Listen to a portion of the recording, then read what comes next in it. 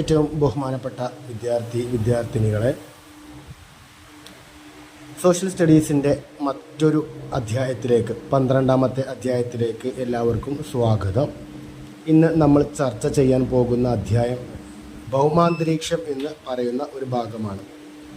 ഭൗമാന്തരീക്ഷം നമ്മൾ കഴിഞ്ഞ അധ്യായം തുടങ്ങുന്നതിന് മുൻപേ നമ്മൾ പറഞ്ഞിട്ടുണ്ടായിരുന്നു, ഭൂമി അതല്ലെങ്കിൽ അതിൻ്റെ ആവാസ വ്യവസ്ഥ അതല്ലെങ്കിൽ അതിനെ ചുറ്റപ്പെട്ട പ്രദേശങ്ങൾ പ്രധാനമായിട്ടും പല തരത്തിൽ വിഭജിക്കപ്പെട്ടിട്ടുണ്ട്, മാറ്റപ്പെട്ടിട്ടുണ്ട്. അതിലൊന്നാണ് ജലമണ്ഡലം, മറ്റേതാണ് ഭൗമാന്തരീക്ഷം, മറ്റേതാണ് ശിലാമണ്ഡലം. ഇങ്ങനെ വ്യത്യസ്ത തലങ്ങളാക്കി മാറ്റിയിട്ടുണ്ടായിരുന്നു എന്ന് പറഞ്ഞു. അതിൽ കഴിഞ്ഞ അധ്യായം നമ്മൾ നോക്കിയിട്ടുണ്ടായിരുന്നത് ശിലാമണ്ഡലത്തെക്കുറിച്ചായിരുന്നു. ഇനി നമുക്ക് നോക്കാനുള്ളത് ഭൗമാന്തരീക്ഷം അതല്ലെങ്കിൽ വായുമണ്ഡലം എന്ന് പറയുന്ന അതിൻ്റെ 2ാമത്തെ ഒന്നിലാണ്. അടുത്ത അധ്യായം അതല്ലെങ്കിൽ 13ാമത്തെ അധ്യായം അതിൻ്റെ ജലമണ്ഡലം എന്ന് പറയുന്ന ആ ഒരു ഭാഗം. അപ്പോൾ ഇന്ന് നമ്മൾ നോക്കാൻ പോകുന്നത് ഭൗമാന്തരീക്ഷം എന്ന് പറയുന്നതാണ്. നമ്മുടെ ടെക്സ്റ്റിൽ പറയുന്നുണ്ട്, ഭൂമിയെ സംരക്ഷിച്ച് പരിപാലിക്കുന്ന വാതക പുതപ്പാണ് അന്തരീക്ഷം. ഒരു സാങ്കല്പികമായിട്ടുള്ള ഒരു ഏരിയയാണ്, അല്ലെങ്കിൽ ഒരു പാളിയാണ്, അതല്ലെങ്കിൽ ഒരു പുതപ്പാണ്, ഒരു പ്രൊട്ടക്ഷൻ ഏരിയയാണ്. അതിൻ്റെ ധർമ്മം എന്താണ്? ഭൂമിയെ സംരക്ഷിച്ച് നിർത്തുക എന്നുള്ളതാണ്. എന്തിൽ നിന്നാണ് സംരക്ഷിക്കേണ്ടത്? ഭൂമിക്ക് പുറത്ത് അതല്ലെങ്കിൽ ഭൂമിയുടെ വലയത്തിന് പുറത്ത് നിന്ന് ഭൂമിയിലേക്ക് വരുന്ന മനുഷ്യന് അതല്ലെങ്കിൽ ജീവജാലങ്ങൾക്ക് ഹാനികരമായിട്ട് എന്ത് സാധനം വരുന്നുണ്ടോ അതിനെ തടഞ്ഞു നിർത്തുന്ന ഒരു വാതക പുതപ്പാണ് അന്തരീക്ഷം എന്ന് പറയുന്നത്.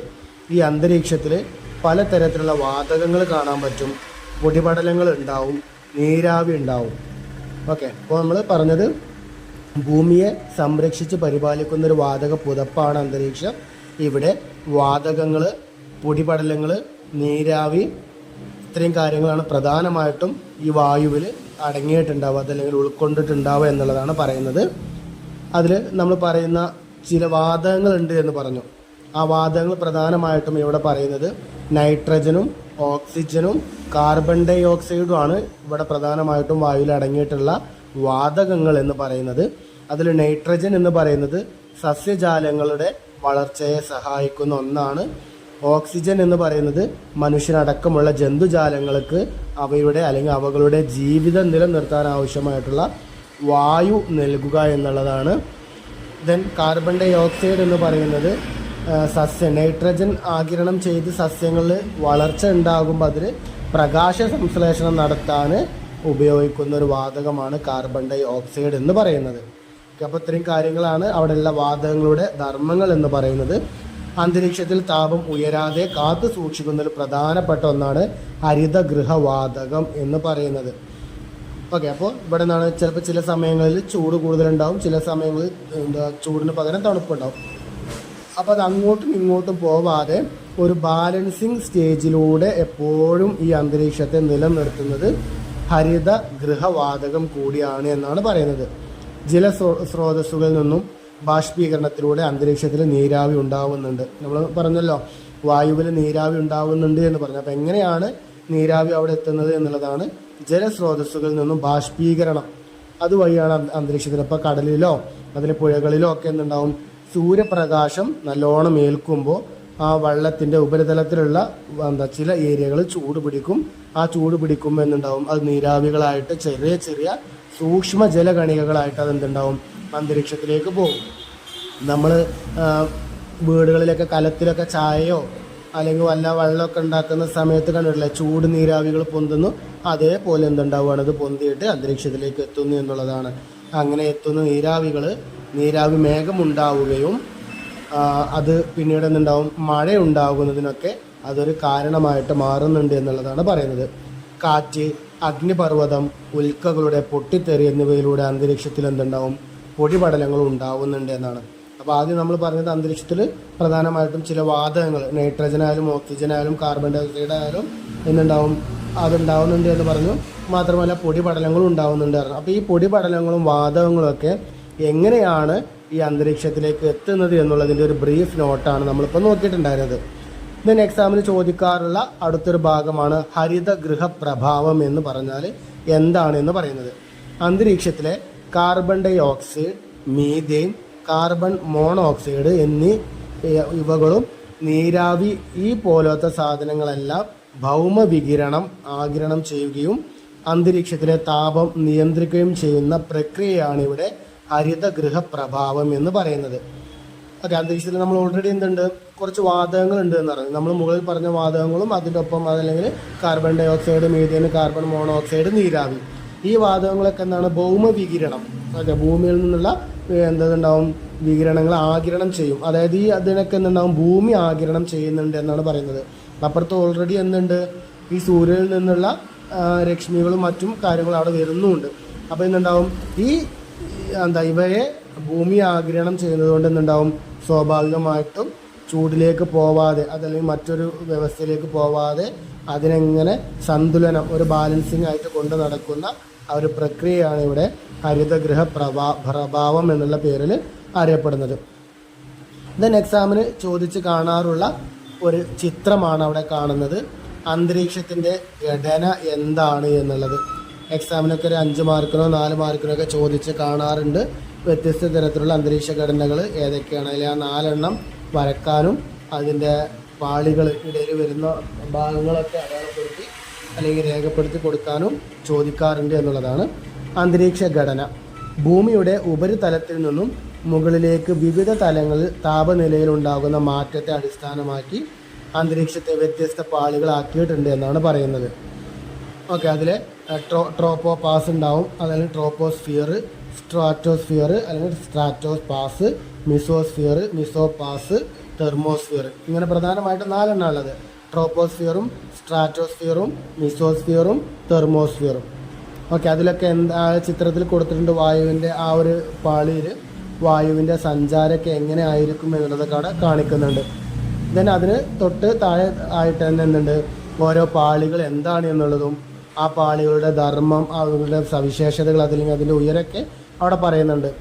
ഒന്നാമത്തെയാണ് ട്രോപ്പോസ്ഫിയർ എന്ന് പറയുന്നത്. ഭൗമോപരിതലത്തിൽ നിന്നും ഏകദേശം 8 മുതൽ 17 കിലോമീറ്റർ വരെ നിലനിൽക്കുന്ന ഒരു ഏരിയയാണ് ഇവിടെ ട്രോപ്പോസ്ഫിയർ എന്ന് പറയുന്നത്. ഓക്കെ, അപ്പോൾ അതിൻ്റെ ധർമ്മങ്ങൾ എന്താണെന്ന് അവിടെ പറയുന്നുണ്ട്, സവിശേഷതകൾ. ഭൂമിയോട് ഏറ്റവും അടുത്ത് സ്ഥിതി ചെയ്യുന്ന ഒന്നാണ് ട്രോപ്പോസ്ഫിയർ എന്ന് പറയുന്നത്. ഇവിടെ ഉയരത്തിനനുസരിച്ച് ഓരോ 165 മീറ്ററിനും 1 ഡിഗ്രി സെൽഷ്യസ് എന്ന ക്രമത്തിൽ എന്തുണ്ടാവും, താപനില കുറഞ്ഞു വരുന്നുണ്ട്. ഇതിനെയാണ് ക്രമമായ താപനഷ്ട നിരക്ക് എന്ന് വിളിക്കുക. എക്സാമിന് ചിലപ്പോൾ അതായിരിക്കും ചോദിക്കുക, ക്രമമായ താപനഷ്ട നിരക്ക് എന്നാൽ എന്താണ് എന്നുള്ളതാണ്. ഓക്കെ, ട്രോപ്പോസ്ഫിയറിൽ ഓരോ 165 മീറ്ററിനും 1 ഡിഗ്രി സെൽഷ്യസ് വെച്ച് എന്താണ് ചൂട് കുറയുന്നതിനെയാണ്, അല്ലെങ്കിൽ താപനില കുറയുന്നതിനെയാണ് ഇവിടെ ക്രമമായ താപനഷ്ടനിരക്ക് എന്ന് പറയുന്നത്. ഓക്കെ, എല്ലാ അന്തരീക്ഷ സ്ഥിതി അതല്ലെങ്കിൽ കാലാവസ്ഥ മാറ്റങ്ങളും നമുക്ക് അനുഭവപ്പെടുന്നത് ഈ ട്രോപ്പോസ്ഫിയറിലാണ് എന്നാണ് പറയപ്പെടുന്നത്. ഓക്കെ, രണ്ടാമത്തെയാണ് സ്ട്രാറ്റോസ്ഫിയർ എന്ന് പറയുന്നത്. ട്രോപ്പോസ്ഫിയറിൻ്റെ മുകളിൽ തുടങ്ങി 50 കിലോമീറ്റർ, അതായത് ട്രോപ്പോസ്ഫിയർ എവിടെയാണോ അവസാനിക്കുന്നത് അവിടെ തുടങ്ങിയിട്ട് മുകളിലേക്ക് 50 കിലോമീറ്ററുള്ള ഉയരം വരെയുള്ള ഭാഗത്തെയാണ് സ്ട്രാറ്റോസ്ഫിയർ എന്ന് പറയുന്നത്. താഴത്തെ താപനില മാറ്റമില്ലാതെ ഇവിടെ തുടരുന്നുണ്ട്. ഓക്കെ, അതായത് ഉണ്ടാവും ട്രോപ്പോസ്ഫിയർ തുടങ്ങി സ്ട്രാറ്റോസ്ഫിയറിലേക്ക് എത്തുന്ന അതിൻ്റെ ആ ഒരു സ്റ്റാർട്ടിങ് പോയിൻ്റല്ലോ, അവിടെ എന്തുണ്ടാവും, ആ താപനില മാറ്റമില്ലാതെ അങ്ങനെ പോകും. ഇനി എന്തുണ്ടാവും, അവിടുന്ന് അങ്ങോട്ട് നമ്മൾ മുകളിലേക്ക് പോകും തോറും ഉയരത്തിനനുസരിച്ച് എന്തുണ്ടാവും, താപനില വർദ്ധിച്ചു വരുന്നതായിട്ട് നമുക്ക് കാണാൻ കഴിയും എന്നുള്ളതാണ്. ഇവിടെ വായു പ്രവാഹങ്ങളില്ല, അതല്ലെങ്കിൽ കാറ്റില്ല എന്നാണ് പറയുന്നത്. വായു പ്രവാഹങ്ങളില്ല, തിരശ്ചീന തരത്തിലുള്ള കാറ്റുകൾ മാത്രമാണ് ഇവിടെയുള്ളത്. അതിനാൽ തന്നെ ജെറ്റ് വിമാനങ്ങൾ സുഗമമായ സഞ്ചാരത്തിന് സ്ട്രാറ്റോസ്ഫിയറിനെയാണ് പ്രയോജനപ്പെടുത്തുന്നത്. ചിലപ്പോൾ എക്സാമിന് 1 വേർഡ് ചോദിക്കാറ് ഇതായിരിക്കും, ജെറ്റ് വിമാനങ്ങൾ പുറപ്പെടുന്ന അല്ലെങ്കിൽ ജെറ്റ് വിമാനങ്ങളുടെ യാത്രക്ക് സഹായകമാകുന്ന അന്തരീക്ഷത്തിലെ പാളി ഏതാണ് എന്നുള്ളതായിരിക്കും. ഉത്തരം സ്ട്രാറ്റോസ്ഫിയർ എന്നുള്ളതാണ്. ഇനി 20 മുതൽ 50 കിലോമീറ്റർ വരെ ഉയരപരിധിയിൽ സൂര്യപ്രകാശത്തിലെ അൾട്രാ വയലറ്റ് കിരണങ്ങളേറ്റ് ഓക്സിജൻ തന്മാത്രകൾ ഓസോൺ വാതകമായി ഇവിടെ മാറ്റപ്പെടുന്നുണ്ട്. ഓസോൺ വാതകം കേന്ദ്രീകരിച്ചിരിക്കുന്ന ഈ മേഖലയെ ഓസോൺ പാളി എന്നാണ് വിശേഷിപ്പിക്കുന്നത്. അപ്പോൾ സ്ട്രാറ്റോസ്ഫിയറിന് അത്യാവശ്യം പ്രാധാന്യമുണ്ട്. അവിടെ വൺ വേർഡിലെ ക്വസ്റ്റ്യൻസും ഉണ്ട്. ഒന്നല്ലെങ്കിൽ ഓസോൺ പാളി നിലനിൽക്കുന്ന പാളി ഏതാണ്, അല്ലെങ്കിൽ ഓസോൺ പാളി നിലനിൽക്കുന്ന അന്തരീക്ഷത്തിലെ ഘടകം ഏതാണ് എന്നുള്ളതായിരിക്കും. അന്തരീക്ഷത്തിലെ ലെയർ പാളി ഏതായിരിക്കും എന്നായിരിക്കും. അതല്ല എന്നുണ്ടെങ്കിൽ എന്തുണ്ടാവും, അവിടെ ഭാഗം പറയുന്നുണ്ട് സൂര്യപ്രകാശത്തിലെ അൾട്രാ വയലറ്റ് കിരണങ്ങളേറ്റ് ഓക്സിജൻ തന്മാത്രകൾ ഓസോൺ വാതകമായി മാറ്റപ്പെടുന്ന അല്ലെങ്കിൽ ആ പ്രക്രിയ നടക്കുന്ന ഇടം ഏതാണ് എന്നുള്ളതാണ് സ്ട്രാറ്റോസ്ഫിയർ ആണ്. അല്ലെങ്കിൽ നമ്മൾ തൊട്ട് മുൻപ് പറഞ്ഞ പോലെ ജെറ്റ് വിമാനങ്ങളുടെ യാത്രക്ക് ഉപയോഗിക്കുന്ന പാളി ലെയർ ഏതാണ് എന്നുള്ളതായിരിക്കും. അതും സ്ട്രാറ്റോസ്ഫിയർ ആണ്. അപ്പോൾ അത്രയും പ്രാധാന്യം അവിടെ ഉണ്ട് എന്നുള്ളതാണ്. മൂന്നാമത്തെയാണ് മിസോസ്ഫിയർ എന്ന് പറയുന്നത്. ഏകദേശം 50 മുതൽ 80 കിലോമീറ്റർ വരെയാണ് അതിൻ്റെ ദൂരപരിധി എന്ന് പറയുന്നത്. ഉയരത്തിനനുസരിച്ച് താപനില ഗണ്യമായിട്ട് കുറഞ്ഞു വരും. അന്തരീക്ഷത്തിലെ ഏറ്റവും താഴ്ന്ന താപനിലയായ 100 ഡിഗ്രി സെൽഷ്യസ് വരെയാണ് ഇവിടെ എന്തുണ്ടാവുക, താഴ്ചകൾ ഉണ്ടാവുക എന്നാണ് പറയുന്നത്. ഉൽക്കകൾ കത്തിത്തീരുന്നതൊക്കെ എന്താണ്, ഈ ഒരു മിസോസ്ഫിയർ എന്ന് പറയുന്ന ഭാഗത്താണ് എന്നുള്ളതാണ്. നാലാമത്തെയാണ് തെർമോസ്ഫിയർ എന്ന് പറയുന്നത്. 80 കിലോമീറ്ററിന് മുകളിലാണ് ഇതിൻ്റെ ദൂരപരിധി എന്ന് പറയുന്നത്. ഉയരത്തിനനുസരിച്ച് താപനില വൻതോതിൽ കൂടി വരും.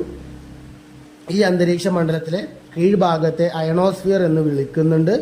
അയോണുകൾ കേന്ദ്രീകരിച്ചുള്ള വൈദ്യുത ചാലകതയുള്ള ഈ അന്തരീക്ഷ പാളിയെ റേഡിയോ തരംഗ പ്രസരണത്തിനായിട്ട് ഇവിടെ എന്തുണ്ടാവും, നമ്മളതിനെ ഉപയോഗപ്പെടുത്തുന്നുണ്ട് എന്നുള്ളതാണ്. അപ്പോൾ ഇതാണ് പ്രധാനപ്പെട്ട 4 ലെയറുകൾ: ട്രോപ്പോസ്ഫിയറും സ്ട്രാറ്റോസ്ഫിയറും മിസോസ്ഫിയറും തെർമോസ്ഫിയറും. ഇനി അതിൽ നമ്മളുടെ ആ ഭൂപടത്തിലേക്ക് നോക്കുമ്പോൾ നമുക്ക് കാണാൻ പറ്റും, ട്രോപ്പോസ്ഫിയർ കഴിഞ്ഞ് സ്ട്രാറ്റോസ്ഫിയറിലേക്ക് കിടക്കുന്നതിനിടയിലുള്ള ഒരു ഗ്യാപ്പ്, അതിനെയാണ് ട്രോപ്പോപാസ് എന്ന് പറയുന്നത്. ദെൻ സ്ട്രാറ്റോസ്ഫിയറിൽ നിന്നും മിസോസ്ഫിയറിലേക്ക് കടക്കുന്ന അതിൻ്റെ ഒരു പാളി, അതല്ലെങ്കിൽ അതിൻ്റെ ഒരു ഒഴിഞ്ഞ ഭാഗം, ഒരു ചെറിയൊരു ഇടവഴി എന്ന് പറയാം, അതിനെയാണ് ട്രോപ്പോപാസ് എന്ന് സ്ട്രാറ്റോപാസ് എന്ന് പറയുന്നത്. ദെൻ മിസോസ്ഫിയറിൽ നിന്നും തെർമോസ്ഫിയറിലേക്കുള്ള ഇടനാഴിയാണ് മിസോപാസ് എന്ന് പറയുന്നത്. ഇതിൽ കണക്കുകളിലൊക്കെ ചിലപ്പോൾ എന്തുണ്ടാവും, അങ്ങോട്ടും ഇങ്ങോട്ടും ചെറിയ തോതിലൊക്കെ മാറ്റങ്ങൾ, നമ്മൾ കിലോമീറ്റർ പറയുമ്പോഴും താപനിലേൻ്റെ കാര്യങ്ങളൊക്കെ പറയുമ്പോഴും ചെറിയ തോതിലൊക്കെ മാറ്റങ്ങളുണ്ടാകും. അപ്പോൾ നിങ്ങളുടെ ടെക്സ്റ്റിൽ എന്താണോ പറയുന്നത് അത് നിങ്ങൾ എന്ത് ചെയ്യാം, അത് പഠിച്ചു വെക്കുക എന്നുള്ളതാണ്. ഓക്കെ, ചിലപ്പോൾ കാലങ്ങൾ കഴിയുമ്പോൾ അതല്ലെങ്കിൽ പുസ്തകങ്ങളിലൊക്കെ മാറ്റങ്ങളൊക്കെ വരുമ്പോൾ ചെറിയ ചെറിയ തോതിലൊക്കെ അങ്ങോട്ടും ഇങ്ങോട്ടൊക്കെ കണക്കുകൾ എന്തുണ്ടാണ്, മാറ്റങ്ങൾ കാണാറുണ്ട് എന്നുള്ളതാണ്. അപ്പോൾ നമ്മുടെ ടെക്സ്റ്റ് പുസ്തകം കേന്ദ്രീകരിച്ച് നമ്മൾ പഠിക്കുക എന്നുള്ളതാണ് പറയാനുള്ളത്. ഓസോൺ പാളി സൂര്യനിൽ നിന്നുള്ള ഹാനികരമായ അൾട്രാ വയലറ്റ് കിരണങ്ങളെ തടഞ്ഞു നിർത്തുന്ന സ്ട്രാറ്റോസ്ഫിയറിലെ ഓസോൺ വാതകങ്ങളാൽ നിറഞ്ഞു രൂപപ്പെട്ട ഒരു രക്ഷാ കവചമാണ് ഈ ഓസോൺ പാളി എന്ന് പറയുന്നത്. നമ്മൾ പറയാറുണ്ട്, ഭൂമിയെ ഒരു കുട പോലെ ആക്കി, അതല്ലെങ്കിൽ ഒരു കുട ചൂടി ഭൂമിയെ സംരക്ഷിക്കുന്ന ഒന്നാണ് ഈ ഓസോൺ പാളി എന്ന് പറയുന്നത്. അപ്പോൾ ഓസോൺ പാളി നിലനിൽക്കുന്നത് സ്ട്രാറ്റോസ്ഫിയറിലാണ്. രണ്ടാമത്തെ പാളിയായ സ്ട്രാറ്റോസ്ഫിയറിലാണ്. അവിടെയാണ് നമ്മൾ പറഞ്ഞത് സൂര്യപ്രകാശത്തിൽ നിന്നും വരുന്ന അൾട്രാ വയലറ്റ് കിരണങ്ങളേറ്റ് ഓക്സിജൻ തന്മാത്രകളെ ഓസോൺ വാതകമാക്കി മാറ്റുന്ന പ്രക്രിയ നടക്കുന്നത് സ്ട്രാറ്റോസ്ഫിയറിലാണ് എന്ന് നമ്മൾ പറഞ്ഞു. ആ സ്ട്രാറ്റോസ്ഫിയറിൽ നിലനിൽക്കുന്ന ഒരു നമ്മൾ നേരത്തെ പറഞ്ഞതുപോലെ, തുടക്കത്തിൽ പറഞ്ഞതുപോലെ ഒരു സാങ്കല്പികമായിട്ടുള്ള ഒരു കവചമാണ് ഓസോൺ പാളി എന്ന് പറയുന്നത്. ഓസോൺ പാളിയിൽ ക്രമേണ ഉണ്ടാവുന്ന ശോഷണത്തെ ഓസോൺ സുഷിരം എന്നുള്ള പേരിലാണ് അറിയപ്പെടുന്നത്. ദെൻ അന്തരീക്ഷ താപനം, ഇതും എക്സാമിന് എന്തുണ്ട്, ചിത്രങ്ങൾ സഹിതം ചോദിക്കാറുണ്ട് എന്നുള്ളതാണ്. ഭൂമിയിൽ സൂര്യനിൽ നിന്നും വരുന്ന കിരണം, അതല്ലെങ്കിൽ ചൂടേറ്റ് വരുന്ന സൂര്യൻ്റെ കിരണം എങ്ങനെയെല്ലാം ഏതെല്ലാം ഭാഗത്തിലൂടെയാണ് തട്ടി തടഞ്ഞ് ഭൂമിയിലേക്ക് എത്തുന്നത് എന്നുള്ള കാണിക്കുന്ന ഒരു ചിത്രമാണ് അവിടെ കൊടുത്തിട്ടുള്ളത്. സൂര്യനിൽ നിന്നും ചെറിയ തരംഗങ്ങളായി ഭൂമിയിലേക്ക് ഊർജ്ജ രൂപത്തിലെത്തുന്ന കിരണങ്ങളെയാണ് സൗരവികിരണം, ഐസൊലേഷൻ എന്ന് പറയുന്നത്. എങ്ങനെയാണ്, സൂര്യനിൽ നിന്നും വരുന്ന ചെറിയ തരംഗങ്ങളെയാണ് ഭൂമിയിലേക്ക് എത്തുന്ന ഊർജ്ജ രൂപത്തിലെത്തുന്നതിനാണ് സൗരവികിരണം അതല്ലെങ്കിൽ ഐസൊലേഷൻ എന്ന് പറയുന്നത് എന്നുള്ളതാണ്. ഓക്കെ, അപ്പോൾ അതിൽ ആ ചിത്രത്തിൽ കൊടുത്തിട്ടുണ്ട് ഏത് സൗരവികിരണം, സൂര്യനോട് ചേർന്ന് നിൽക്കുന്നതിനെ നേർരേഖയിൽ വളവൊന്നുമില്ലാതെ നേരിട്ട് വരുന്ന കിരണങ്ങൾ കണ്ടാകും, അതിനെയാണ് ഇവിടെ സൗരവികിരണം എന്ന് പറയുന്നത്. ആ ചിത്രത്തിൽ തന്നെ നോക്കൂ, ആ സൗരവികിരണങ്ങൾ എന്തുണ്ട്, മേഘങ്ങളിൽ തട്ടി തടയുന്നുണ്ട്, പൊടിപടലങ്ങളിൽ തട്ടി തടയുന്നുണ്ട്, ഭൗമോപരിതലത്തിൽ കുറേ ആഗിരണം ചെയ്യുന്നുണ്ട്, കുറേ മലകൾ ഏറ്റെടുക്കുന്നുണ്ട്, കുറച്ച് എന്തുണ്ടാവും ഈ മേഘങ്ങളിലും അതല്ലെങ്കിൽ ജലകണികകളിലും പൊടിപടലങ്ങളൊക്കെ പ്രതിഫലിപ്പിച്ച് തിരിച്ച് അന്തരീക്ഷത്തിന് മുകളിലേക്ക് തന്നെ പോകുന്നത്. അപ്പോൾ അത് എത്രത്തോളം ആഗിരണം ചെയ്യുന്നുണ്ട്, എത്രത്തോളം തിരിച്ചയക്കുന്നുണ്ട് എന്നുള്ളതൊക്കെ പെർസെൻറ്റേജ് സഹിതം അവിടെ കൊടുത്തിട്ടുണ്ട്. അപ്പോൾ നമ്മൾ പറഞ്ഞത് ഐസൊലേഷൻ എന്താണ് എന്നുള്ളതാണ്. സൂര്യനിൽ നിന്നും വരുന്ന അല്ലെങ്കിൽ ചെറിയ തരംഗങ്ങളായി ഭൂമിയിലേക്ക് ഊർജ്ജ രൂപത്തിലെത്തുന്ന കിരണങ്ങളെയാണ് സൗരവികിരണം എന്ന് പറയുന്നത്. ഓക്കെ, ഭൂമിയിൽ നിന്നും ദീർഘതരംഗ രൂപത്തിൽ ശൂന്യാകാശത്തേക്ക് ഊർജം വീണ്ടും എത്തുന്നതിനെ ഭൗമവികിരണമാണ് എന്ന് പറയുന്നുണ്ട്. ഓക്കെ, അപ്പോൾ ഭൗമവികിരണം ആ ചിത്രത്തിൻ്റെ വലത് സൈഡ്, ഓക്കെ, ആ കടലിൽ നിന്നുള്ള വളഞ്ഞു പുളഞ്ഞു പോകുന്ന വരകളുണ്ടാവും, അതിനെയാണ് അവിടെ ഭൗമവികിരണം എന്ന് പറയുന്നത്. നേരിട്ട് പതിക്കുന്നതിന് എന്താണ് ഐസൊലേഷൻ, അതല്ലെങ്കിൽ സൗരവികിരണം എന്നുള്ള പേരിലാണ് അറിയപ്പെടുന്നത്. ഇവിടെ ഭൗമവികിരണം ടെറസ്ട്രിയൽ റേഡിയേഷൻ എന്നുള്ള പേരിലാണ് അറിയപ്പെടുന്നത്. ഭൂമിയിൽ നിന്നും ദീർഘതരംഗ രൂപത്തിൽ ശൂന്യാകാശത്തേക്ക് ഊർജം വീണ്ടും എത്തിക്കുന്നതിനെയാണ് ഇവിടെ ഭൗമവികിരണം എന്നുള്ള പേരിൽ അറിയപ്പെടുന്നത്. അന്തരീക്ഷത്തിൽ സൗരവികിരണവും ഭൗമവികിരണവും ഒരേ അനുപാതത്തിലെത്തുന്ന അവസ്ഥയാണ് ഹീറ്റ് ബജറ്റ്. ഓക്കെ, അന്തരീക്ഷത്തിൽ സൗരവികിരണവും ഭൗമവികിരണവും ഒരേ അനുപാതത്തിൽ. ഇപ്പം നമ്മൾ പറഞ്ഞല്ലോ, ചില സ്ഥലങ്ങളിലൊക്കെ നമ്മളിപ്പോൾ ചൂടുവെള്ളം ഗ്ലാസ്സിലൊക്കെ പിടിക്കുമ്പോൾ അതിന് ചൂടും തണുപ്പൊക്കെ മിക്സ് ആകുമ്പോൾ രണ്ടും ഒരേ രൂപത്തിൽ മിക്സ് ആയിട്ട് തണുപ്പും ചൂടും വരുന്ന ഈക്വലായിട്ട് വരുന്ന ഭാഗം. അന്തരീക്ഷം ചിലപ്പോൾ എന്തുണ്ടാവും, തണുപ്പും ചൂടും വന്നിട്ട് ഏകദേശം ഒരേപോലെ എന്താണ് ഒരു സന്തുലിതാവസ്ഥയിൽ എത്തുന്ന ആ ഒരു ഭാഗത്തിനെയാണ് അവിടെ ഹീറ്റ് ബജറ്റ് എന്ന് പറയുന്നത്. ആ ഹീറ്റ് ബജറ്റിൻ്റെ ചിത്രമാണ് നമുക്ക് എന്തായിട്ടുള്ളത് അവിടെ തന്നിട്ടുള്ളത്. സൗരവികിരണം എന്തുണ്ടാവും, സൂര്യനിൽ നിന്ന് 100% എത്തുമ്പോൾ ഓരോ പെർസെൻറ്റേജും ഭൂമിയിലേക്ക് പതിക്കും, നിശ്ചിത പെർസെൻറ്റേജ് എന്തുണ്ടാവും തിരിച്ചു പോകും. ഇതേപോലെ എന്തുണ്ടാവും, ഈ ഭൗമവികിരണവും ഭൂമിയിൽ നിന്ന് സൂര്യനിലെ അന്തരീക്ഷത്തിലേക്ക് എത്തും. അവിടെയും ഒരുപാട് എന്തുണ്ടാവും, ചിലപ്പോൾ തണുത്തുറഞ്ഞ് വീണ്ടും താഴേക്ക് വരും. അതാണ് ആ ഇടത് സൈഡിലേക്ക് കുറച്ച് വളച്ചിട്ടിക്കണമല്ലോ, അതാണ് സ്വാഭാവികം. എന്തുണ്ടാവും, ചൂടുവായു മുകളിലേക്ക് പൊന്തും. അപ്പോൾ ശൂന്യാകാശത്തിലേക്ക് ഇങ്ങനെ പോകും തോറും ചിലയിടങ്ങളിൽ നമ്മൾ ഓരോ പാളികൾ നോക്കുമ്പോൾ ഓരോ അളവുകളിലും ചൂടിലുണ്ടാകുന്ന വ്യതിയാനങ്ങൾ നമ്മൾ നോക്കി. അപ്പോൾ എന്താണ്, തണുത്ത ഭാഗത്തേക്ക് ഈ ചൂടുവായു എത്തുമ്പോൾ സ്വാഭാവികമായിട്ടും ചൂടുവായു ക്രമേണ തണുത്ത് തുടങ്ങും. ആ തണുത്ത് തുടങ്ങുമ്പോൾ സ്വാഭാവികമായിട്ടും അതെന്തുണ്ടാവും, താഴത്തേക്ക് വരും. അപ്പോൾ ഇവിടെ ആ അന്തരീക്ഷത്തിൽ ഒരു ലെയറിലേക്ക് എത്തുമ്പോൾ അല്ലെങ്കിൽ ഒരു അവസ്ഥയിലേക്ക് എത്തുമ്പോൾ എന്തുണ്ടാവും, സ്വാഭാവികമായിട്ടും തണുപ്പും ചൂടും ഒരേപോലെ ആകും.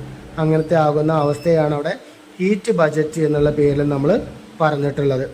ഓക്കെ, ഇനി എക്സാമിന് എസ്സേക്കൊക്കെ വരാൻ പറ്റുന്ന ഏറ്റവും ഇമ്പോർട്ടൻ്റ് ആയിട്ടുള്ള ഒരു ഭാഗമാണ് താപവിതരണത്തെ സ്വാധീനിക്കുന്ന ഘടകങ്ങൾ എന്ന് പറഞ്ഞ് നമുക്ക് കൊടുത്തിട്ടുള്ളത്. അതിലൊന്നാണ്, ആ താപവിതരണത്തെ സഹായിക്കുന്ന ഒന്നാണ് അക്ഷാംശം എന്ന് പറയുന്നത്. ഭൂമധ്യരേഖ പ്രദേശത്ത് സൂര്യരശ്മികൾ ലംബമായിട്ട് പതിക്കുന്നുണ്ട്. അപ്പോൾ ഭൂമധ്യരേഖ എന്ന് പറയുമ്പോൾ എന്തുണ്ടാവും, ഭൂമി എന്തുണ്ടാവും, അതിനെ നമ്മൾ ഒരു പറഞ്ഞ ഗോളാകൃതിയാണ്. ആ ഗോളാകൃതിയിൽ അതിൻ്റെ സെൻറ്ററിലൂടെ ഒരു വര വരച്ചാൽ ആ വരയാണ് നമ്മൾ ഭൂമധ്യരേഖ എന്ന് പറയുന്നത്. അതിൽ 0 ഡിഗ്രി, ഓക്കെ, ആ 0 ഡിഗ്രി വരെയാണ് നമ്മളിവിടെ ഭൂമധ്യരേഖ എന്ന് പറയാം. ഈ ഭൂമധ്യരേഖയിലേക്ക് എന്തുണ്ടാവും, സൂര്യപ്രകാശം ലംബമായിട്ടാണ് കിട്ടുക എന്നാണ് പറയുന്നത്.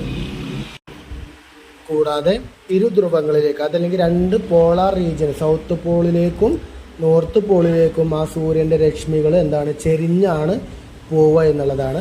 അപ്പം അങ്ങനെ ചെരിഞ്ഞു പോകുമ്പോൾ എന്തുണ്ടാവും, അതിന് തീവ്രത കുറവായിരിക്കും എന്നുള്ളതാണ് പറയുന്നത്. അതവിടെ പറയുന്നുണ്ട്, ഇരുധ്രുവങ്ങളിലേക്ക് പോകും തോറും സൂര്യരശ്മികൾ ചെരിഞ്ഞ് പതിക്കുന്നു. അപ്പോൾ സ്വാഭാവികമായിട്ടും അവിടെ ചൂട് കുറയുന്നു എന്നുള്ളതാണ്. ഓക്കെ, അത് നിങ്ങൾക്ക് കറക്റ്റായിട്ട് മനസ്സിലാവണമെന്നുണ്ടെങ്കിൽ ഒരു ബ്ലാങ്ക് പേപ്പർ എടുക്കുക, അതിലൊരു വൃത്തം വരയ്ക്കുക. ആ വൃത്തത്തിൻ്റെ കറക്റ്റ് എന്തുണ്ടാവുക, നടുവിലൂടെ എന്ന് വെച്ചൊരു വര വരയ്ക്കുക. ആ വരയാണ് നമ്മുടെ എന്താണ് സെൻറ്റർ പോയിൻ്റ് എന്ന് പറയാം. എന്നിട്ട് ആ വരക്ക് പുറത്ത് വെച്ചിട്ട് എന്ത് ചെയ്യുക, നിങ്ങളെന്തെങ്കിലും ഒരു ബോട്ടിലിൻ്റെ വല്ല ടോപ്പ് എന്തെങ്കിലും എടുത്തുകൊണ്ട് അതിന് സമാന്തരമായിട്ടൊന്ന് വെച്ച് വെക്കുക. അപ്പോൾ ആ ബോട്ടിലിൻ്റെ ആ ടോപ്പിൻ്റെ കറക്റ്റ് രേഖയിൽ ഇങ്ങനെ അങ്ങോട്ടും ഇങ്ങോട്ടും ഇങ്ങനെ നമ്മളെ വൃത്തത്തിന് ആനുപാതികമായിട്ട് ഇങ്ങനെ വളച്ച് നീക്കി കഴിഞ്ഞാൽ സ്വാഭാവികമായിട്ട് എന്തുണ്ടാവും, അതിൻ്റെ സെൻറ്റർ പോയിന്റിലൂടെ ആയിരിക്കും നേരിട്ട്, അതായത് ദൂരം കുറവായിരിക്കും. മറ്റേതുണ്ടാവും ചെരിഞ്ഞ് ഇരു ദിശകളിലേക്കായിരിക്കും പോവുക. അതാണ് നമുക്ക് ശരിക്ക് ഇത് ക്ലാസ് ഇങ്ങനെ പറഞ്ഞാൽ മനസ്സിലാവും. ശരിക്കും വരച്ചിട്ട് തന്നെ നമുക്ക് കാണിക്കുമ്പോഴാണ് അത് കറക്റ്റായിട്ട് നമുക്ക് കിട്ടുള്ളൂ. ഓക്കെ, അപ്പോൾ പറഞ്ഞ ഇത്രേ ഉള്ളൂ. അക്ഷാംശം എന്ന് പറയുമ്പോൾ അത് നമ്മുടെ സ്ഥാനമാണ്, നമ്മുടെ ഭൂമിയുടെ കിടപ്പിനെയാണ് അവിടെ പറയുന്നത്. അപ്പോൾ സൂര്യനെ സംബന്ധിച്ചിടത്തോളം ഭൂമിയുടെ കിടപ്പ് എന്ന് പറയുന്നത് അതിൻ്റെ 0 ഡിഗ്രി പോയിൻ്റ്, ഭൂമധ്യരേഖ എന്ന് പറയുന്നത് നേർദിശയിലാണ് സൂര്യനോട് കിടക്കുന്നത്.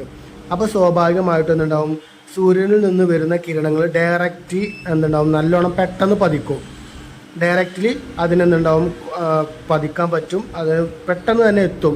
അപ്പോൾ അതുകൊണ്ട് തന്നെ അവിടെ ചൂട് കൂടുതലായിരിക്കും. ഇനി രണ്ട് അറ്റങ്ങളിലേക്ക് പോകുമ്പോൾ, ഭൂമിയുടെ അടിഭാഗത്തും അല്ലെങ്കിൽ താഴ്ഭാഗത്തും മുകളിലോട്ടും പോകുമ്പോൾ എന്തുണ്ടാവും, അവിടേക്ക് സൂര്യപ്രകാശം ചെരിഞ്ഞാണ് എത്തുക. മാത്രമല്ല ദൂരം വളരെ കൂടുതലുമാണ്. അപ്പോൾ സ്വാഭാവികമായിട്ടും എന്തുണ്ടാവും, സെൻട്രൽ ഭാഗത്തിനേക്കാൾ ചൂട് എന്തുണ്ടാവും, കുറഞ്ഞ് വന്നുകൊണ്ട് ഏറ്റവും കുറവായിരിക്കും അതിൻ്റെ പോളാർ റീജിയൻസിൽ ഉണ്ടാവുക. അതുകൊണ്ടാണ് ആ പോളാർ റീജിയൻസിൽ എപ്പോഴും മഞ്ഞ് മൂടിക്കിടക്കുന്നത് എന്നാണ് നമ്മൾ ആലോചിക്കേണ്ടത്. ഓക്കെ, ദെൻ പിന്നൊന്നാണ് ഏത് നമ്മൾ പറയുന്ന കാര്യങ്ങൾ എന്താണ്, താപവിതരണത്തെ സ്വാധീനിക്കുന്ന ഘടകങ്ങളാണ്.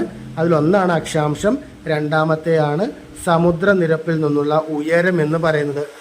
സമുദ്രനിരപ്പിൽ നിന്നും ഓരോ 165 മീറ്ററിനും 1 ഡിഗ്രി സെൽഷ്യസ് എന്തുണ്ടാവും, ചൂട് കുറഞ്ഞുകൊണ്ടേയിരിക്കും. ഇത് ക്രമമായ താപനഷ്ട നിരക്ക് എന്ന് നമ്മൾ എവിടെ പഠിച്ചു, ആ ട്രോപ്പോസ്ഫിയർ പറയുന്ന സമയത്ത് നമ്മൾ പഠിച്ചിട്ടുണ്ടായിരുന്നു. ഓക്കെ, അപ്പോൾ സമുദ്രനിരപ്പിൽ നിന്നുള്ള ഉയരവും എന്തുണ്ട്, താപവിതരണത്തെ സ്വാധീനിക്കുന്ന ഒരു ഘടകമാണ് എന്നുള്ളതാണ്. ദെൻ പിന്നെ അവിടെ പറയുന്ന ആ ഒരു ഭാഗത്ത് തന്നെ പറയുന്ന ഒന്നാണ് സമതാപ രേഖകൾ. എക്സാമിന് ചോദിച്ച് കാണാറുണ്ട് നമ്മുടെ ടെക്സ്റ്റ് പുസ്തകത്തിൽ. അതിൻ്റെ സൈഡ് ഭാഗത്ത് ചെറിയൊരു ബോക്സിൽ കൊടുത്തിട്ടുണ്ട് സമതാപ രേഖകൾ എന്താണ് എന്നുള്ളത്. ഒരേ താപനിലയിലുള്ള പ്രദേശങ്ങളെ തമ്മിൽ യോജിപ്പിച്ച് ഭൂപടങ്ങളിൽ വരയ്ക്കുന്ന സാങ്കല്പിക രേഖകളെയാണ് സമതാപ രേഖകൾ എന്ന് പറയാം. ഉദാഹരണത്തിന് ഇപ്പോൾ നമ്മൾ ഇന്ത്യൻ്റെ ഭൂപടം എടുത്തു. അതിലെന്നുണ്ടാവും ഓരോ, നമുക്കറിയാം ഒരുപാട് സ്റ്റേറ്റുകളുണ്ട്, സംസ്ഥാനങ്ങളുണ്ട് എന്നറിയാം. ആ ഓരോ സംസ്ഥാനത്തിലും ചൂടിന് എന്തുണ്ട്, മാറ്റങ്ങളുണ്ടാവും, ഏറ്റക്കുറച്ചുകളുണ്ടാവും. അപ്പോൾ സ്വാഭാവികമായിട്ടും കാലാവസ്ഥൻ്റെ അനുമാനം അനുസരിച്ചിട്ട് ഒരേ ചൂട് അനുഭവപ്പെടുന്ന പ്രദേശങ്ങൾ, സ്റ്റേറ്റുകളുണ്ടാവും. ചിലപ്പോൾ കേരളം, തമിഴ്നാട്, കർണാടക ഇവ മൂന്നും ഒരേ ചൂടാണ് ഒരു ദിവസത്തിലെങ്കിൽ ആ 3 സ്റ്റേറ്റിനെയും കൂട്ടി യോജിപ്പിച്ച് വരയ്ക്കുന്ന സാങ്കല്പിക രേഖ, അതാണ് സമതാപരേഖകൾ. ഇതേപോലെ ഒരേ ടേംസ് പിന്നെയും വരുന്നുണ്ട്, മറക്കരുത്.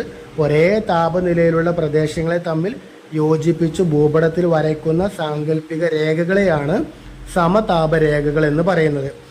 ഓക്കെ, ഇനി താപവിതരണത്തെ സ്വാധീനിക്കുന്ന ഘടകങ്ങളിൽ മൂന്നാമത്തേതാണ് സമുദ്ര സാമീപ്യം എന്ന് പറയുന്നത്. കര വേഗത്തിൽ ചൂട് പിടിക്കുകയും വേഗത്തിൽ തണുക്കുകയും ചെയ്യും എങ്കിൽ കടൽ സാവധാനം ചൂട് പിടിക്കുകയും സാവധാനം തണുക്കുകയാണ് ചെയ്യുക. ഓക്കെ, അപ്പോൾ ഇതിൽ പ്രധാനപ്പെട്ട ഇത്തരം 3 കാര്യങ്ങളാണ് താപവിതരണത്തെ സ്വാധീനിക്കുന്ന ഘടകങ്ങളായിട്ട് നമുക്ക് പറഞ്ഞു തന്നത്. ഒന്ന് അക്ഷാംശമാണ്, രണ്ടാമത്തേത് സമുദ്രനിരപ്പിൽ നിന്നുള്ള ഉയരമാണ്, മൂന്നാമത്തേത് സമുദ്ര സാമീപ്യമാണ്. താപനിലയും അന്തരീക്ഷ മാറ്റങ്ങളും, നമ്മൾ ആ താപനിലയെ സ്വാധീനിക്കുന്ന ഘടകങ്ങളാണ് നമ്മൾ തൊട്ട് മുകളിൽ അല്ലെങ്കിൽ തൊട്ട് മുൻഭാഗത്ത് പറഞ്ഞത്. അത്തരത്തിലുള്ള മാറ്റങ്ങൾ വരുമ്പോൾ ഇവിടെ താപനിലയിൽ ഉണ്ടാകുന്ന എന്തെല്ലാം മാറ്റങ്ങളാണ്, അത് മുഖാന്തരം അന്തരീക്ഷത്തിൽ എന്തൊക്കെയാണ് മാറ്റങ്ങൾ ഉണ്ടാവുക എന്നുള്ള ഭാഗമാണ് പറയുന്നത്. അന്തരീക്ഷത്തിൽ വായു ചെലുത്തുന്ന ഭാരമാണ് അന്തരീക്ഷ മർദ്ദം എന്ന് പറയുന്നത്. അപ്പോൾ താപനിലയിലുള്ള മാറ്റങ്ങൾ ഉണ്ടാകുമ്പോൾ എന്നുണ്ടാവും, അന്തരീക്ഷത്തിലെ മർദ്ദത്തിലും മാറ്റങ്ങൾ ഉണ്ടാവും എന്നുള്ളതാണ് പറയുന്നത്. അതിനെ കൂടെ നമുക്ക് പറഞ്ഞു തരണം അന്തരീക്ഷ മർദ്ദം എന്നാൽ എന്താണ് എന്നുള്ളത്. അന്തരീക്ഷത്തിൽ വായു ചെലുത്തുന്ന ഭാരമാണ് മർദ്ദം, അന്തരീക്ഷ മർദ്ദം എന്ന് പറയുന്നത്. അന്തരീക്ഷ മർദ്ദം അളക്കുന്ന ഉപകരണമാണ് ബാരോമീറ്റർ. അതിൻ്റെ യൂണിറ്റ് മില്ലി ബാർ അല്ലെങ്കിൽ ഹെക്ടോ പാസ്കൽ എന്നുള്ള ഏകകത്തിലാണ് അതിൻ്റെ അളവ് പറയാറുള്ളത്. ഒരു ശരാശരി അന്തരീക്ഷത്തിൻ്റെ താപമർദ്ദം എന്ന് പറയുന്നത് 1013.2 മില്ലി ബാർ, അതല്ലെങ്കിൽ 1013.2 ഹെക്ടോ പാസ്കലാണ്. ഇതൊക്കെ വൺ വേർഡിന് ചോദിച്ച് കാണാറുണ്ട്. അപ്പോൾ അതൊക്കെ ഒന്ന് നിങ്ങൾ സിമ്പിളായി കാണാതെ ജസ്റ്റ് ഒന്ന് മനസ്സിൽ ഉറപ്പിച്ച് തന്നെ ഒന്ന് പഠിച്ചു പോവുക എന്നുള്ളതാണ്. ദെൻ നമ്മൾ ആദ്യം അന്തരീക്ഷത്തിലെ താപവിതരണത്തെ സ്വാധീനിക്കുന്ന ഘടകങ്ങളാണ് നമ്മൾ പഠിച്ചത്. ഇനി നമ്മൾ നോക്കാൻ പോകുന്നത് അന്തരീക്ഷത്തിലെ മർദ്ദത്തെ സ്വാധീനിക്കുന്ന ഘടകങ്ങളാണ്. ഓക്കെ, ഒരേപോലെയാണ്, മാറരുത്. ഒന്ന് താപത്തെയാണ് സ്വാധീനിക്കുന്നത്, ഇവിടെ മർദ്ദത്തെയാണ് സ്വാധീനിക്കുന്നത്. അപ്പോൾ മർദ്ദം എന്താണെന്ന് നമ്മൾ പറഞ്ഞു, അന്തരീക്ഷത്തിലെ വായു ചെലുത്തുന്ന പ്രഷറാണ്, ഭാരമാണ് അവിടെ മർദ്ദം എന്ന് പറയുന്നത്. അപ്പോൾ അന്തരീക്ഷ മർദ്ദത്തെ സ്വാധീനിക്കുന്ന ഘടകങ്ങൾ പ്രധാനമായിട്ടുള്ളത് അവിടെ ഉയരം എന്ന് പറയുന്ന ഒന്നുണ്ട്, ആർദ്രത എന്ന് പറയുന്ന ഒന്നുണ്ട്, ന്യൂനമർദ്ദ മേഖലകൾ, ഉച്ചമർദ്ദം എന്ന് പറയുന്ന ഭാഗങ്ങളൊക്കെ ഉണ്ട്. ഓക്കെ, അത്രയും പ്രധാനപ്പെട്ട ഭാഗങ്ങളാണുള്ളത്. അപ്പോൾ അതിൽ ഓരോന്നും എന്താണ് എന്നുള്ളതാണ് നമ്മൾ നോക്കുന്നത്. അതിൽ ഒന്നാമത്തെയാണ് ആൾട്ടിറ്റ്യൂഡ് എന്ന് പറയുന്ന ഉയരം. ഓക്കെ, ഉയരം കൂടുന്തോറും അന്തരീക്ഷ മർദ്ദം കുറയുന്നുണ്ട്. അന്തരീക്ഷത്തിൻ്റെ താഴെ തലങ്ങളിൽ ഓരോ 10 മീറ്ററിനും 1 മില്ലിബാർ മർദ്ദം എന്തുണ്ടാവും, സ്വാഭാവികമായിട്ടും കുറഞ്ഞു വരുന്നുണ്ട് എന്നാണ് പറയുന്നത്. താപം കൂടുമ്പോൾ വായു വികസിക്കുകയും അന്തരീക്ഷത്തിലേക്ക് ഉയരുകയും ചെയ്യുന്നുണ്ട്. അത് നമ്മൾ തൊട്ട് മുൻപ് പറഞ്ഞിട്ടുണ്ടായിരുന്നു. ഇപ്പോൾ ഇവിടെ ആ ഭൗമവികിരണത്തിനെ കുറിച്ച് പറഞ്ഞപ്പോൾ നമ്മൾ പറഞ്ഞിട്ടുണ്ടായിരുന്നു, സ്വാഭാവികമായിട്ടും എപ്പോഴും എന്താണെന്ന് വെച്ചാൽ ചൂട് വായു എപ്പോഴും എന്തുണ്ടാവും, അതിന് കനം കുറവായിരിക്കും. അപ്പോൾ സ്വാഭാവികമായിട്ടും എന്തുണ്ടാവും, മുകളിലേക്ക് പോകാൻ തിടുക്കപ്പെട്ടിരിക്കും. സ്വാഭാവികമായിട്ടും തണുത്ത വായുവിന് എന്തുണ്ടാവും, കനം കൂടുതലായിരിക്കും. അപ്പോൾ അത് താഴ്ഭാഗത്തേക്ക് വരാനാണ് എപ്പോഴും ആഗ്രഹിക്കുക. കനമുള്ള സാധനം താഴേക്ക് വരും, കനമില്ലാത്ത സാധനം മുകളിലേക്ക് പോകും, നമുക്കറിയാവുന്നത് തന്നെയാണ്. അപ്പോൾ സ്വാഭാവികമായിട്ടും വായു ചൂട് പിടിക്കുമ്പോൾ എന്തുണ്ടാവും, അതിൻ്റെ കനം കുറയുമ്പോൾ അത് മുകളിലേക്ക് ഇങ്ങനെ സഞ്ചരിക്കാൻ വേണ്ടി തുടങ്ങും. അപ്പോൾ ആദ്യം ആ വായു നിന്ന് ഇടത്ത് നിന്നുണ്ടാവും ഒരു ശൂന്യത രൂപപ്പെടുകയും അവിടേക്ക് തണുത്ത വായു വരികയും ചെയ്യും. അപ്പോൾ തണുത്ത വായു ചൂടുവായു ഒഴിഞ്ഞ ഭാഗത്തേക്കും ചൂടുവായു തണുത്ത വായു ഒഴിഞ്ഞ പ്രദേശത്തേക്കും പോകും. അപ്പോൾ അതൊരു സർക്കുലേഷൻ്റെ ഭാഗമായിട്ട് അതെപ്പോഴും അന്തരീക്ഷത്തിൽ ഇങ്ങനെ കറങ്ങിക്കൊണ്ടിരിക്കും. അതിൻ്റെ ഒരു ഫലമായിട്ടൊക്കെയാണ് ഇവിടെ ചെറിയ തോതിലുള്ള ബ്രീസ്, ചെറിയ കാറ്റുകളൊക്കെ ഉണ്ടാവുന്നത്. അങ്ങനെയാണെന്നാണ് പറയുന്നത്. അപ്പോൾ അതാണ് അവിടെ പറയുന്നത്, താപം കൂടുമ്പോൾ വായു വികസിക്കുകയും അന്തരീക്ഷത്തിലേക്ക് ഉയരുകയും ചെയ്യുന്നു എന്ന് പറയുന്നത്. ഉയർന്നു പൊങ്ങുന്ന വായുവിന് വീണ്ടും എന്തുണ്ടാവും, സാന്ദ്രത കുറയും. അപ്പോൾ അതായത് സ്വാഭാവികമായിട്ടും നമ്മൾ പറഞ്ഞല്ലോ, ഉയരം കൂടുന്തോറും എന്തുണ്ടാവുകയാണ്, ചൂടിൻ്റെ അളവ് കുറയാണ്. അപ്പോൾ സ്വാഭാവികമായിട്ടും കടൽ പ്രദേശത്തിൻ്റെ അവിടെയാണ് സ്വാഭാവികമായിട്ടും ചൂട് കൂടുതലുള്ള വായു ഉണ്ടാവുക. അതിൽ ഭൂമിയോട് അടുത്ത് കിടക്കുന്ന പ്രദേശങ്ങളിലാണ് ചൂടുണ്ടാവുക. അപ്പോൾ ഇവിടുത്തെ ചൂടുവായു എന്തുണ്ടാവും, സ്വാഭാവികമായിട്ടും അന്തരീക്ഷത്തിലേക്ക് ഉയർന്നു പൊന്തും. അങ്ങനെ ഉയർന്നു പൊങ്കും തോറും ഒരു പരിധി കഴിഞ്ഞാൽ പിന്നെ എന്തുണ്ടാവും, അന്തരീക്ഷത്തിൽ ചൂടില്ലാത്തൊരവസ്ഥ എത്തും. ആ ഭാഗത്തിലേക്ക് ഇങ്ങനെ എത്തും തോറും എന്തുണ്ടാവും, ആ ചൂടുവായുവിൻ്റെ തീവ്രത കുറഞ്ഞ് ആ ചൂട് കുറഞ്ഞ് തണുക്കാൻ തുടങ്ങും. അപ്പോൾ സ്വാഭാവികമായിട്ടും ക്രമേണ കുറച്ച് കഴിയുമ്പോൾ എന്തുണ്ടാവും, ആ ചൂടുവായു ഓട്ടോമാറ്റിക്കലി തണുത്ത വായു ആവും. ഇനി ആ തണുത്ത വായു സ്വാഭാവികമായിട്ടും നമ്മൾ താഴേക്ക് വരുന്നു എന്ന് പറഞ്ഞല്ലോ, അതെന്തുണ്ടാവും, ഏറ്റവും മുകളിലുള്ള വായുവാണ് തണുത്ത വായു. അതിങ്ങനെ എന്തുണ്ടാവും, തണുത്ത് താഴേക്ക് ഇങ്ങനെ വന്ന് ഭൂമിയുടെ ആ ഭൗമ കിരണങ്ങളൊക്കെ ഏറ്റ് ഏറ്റവും താഴ് ഭാഗത്തിലേക്ക് എത്തും തോറും എന്തുണ്ടാവും, ആ തണുത്ത വായു ചൂട് പിടിച്ചുകൊണ്ട് ഇങ്ങനെ അത് ചൂട് പിടിച്ച് ഉയർന്നുകൊണ്ടിരിക്കും. അപ്പോൾ സ്വാഭാവികമായിട്ടും ഏറ്റവും ഭൗമോപരിതലത്തിലേക്ക് എത്തുമ്പോഴേക്കും ആ വായു എന്തുണ്ടാവും, ചൂടാവും. സ്വാഭാവികമായിട്ടും ആ വായു വീണ്ടും എന്തുണ്ടാവും, ഉയർന്നു പൊന്തും. അവിടെ ഉയർന്നു പൊന്തുന്ന വായു മുകളിലേക്ക് എത്തുമ്പോൾ തണുത്ത് വരും. അപ്പോൾ ആ വായു തണുത്ത് വീണ്ടും താഴേക്ക് വരും. ഇതിങ്ങനെ ഒരു സർക്കുലേഷൻ, ഒരു റൊട്ടേഷൻ എന്നുള്ള നിലയിൽ ഇതിങ്ങനെ നടന്നുകൊണ്ടിരിക്കുന്നുണ്ട് എന്നുള്ളതാണ് പറയുന്നത്. ദെൻ ഉയരം കഴിഞ്ഞാൽ, ആൾട്ടിറ്റ്യൂഡ് കഴിഞ്ഞാൽ രണ്ടാമത്തെയാണ് ആർദ്രത, മോയിസ്ചർ എന്ന് പറയുന്ന ഒരു ഭാഗം. അന്തരീക്ഷത്തിലെ ജലാംശത്തിൻ്റെ അളവാണ് ആർദ്രത. അന്തരീക്ഷത്തിൽ എത്ര ജലത്തിൻ്റെ അംശമുണ്ടോ അതിനെയാണ് അവിടെ ആർദ്രത എന്ന് പറയുന്നത്. നീരാവി നിറഞ്ഞ അന്തരീക്ഷത്തിന് മർദ്ദം കുറവായിരിക്കും.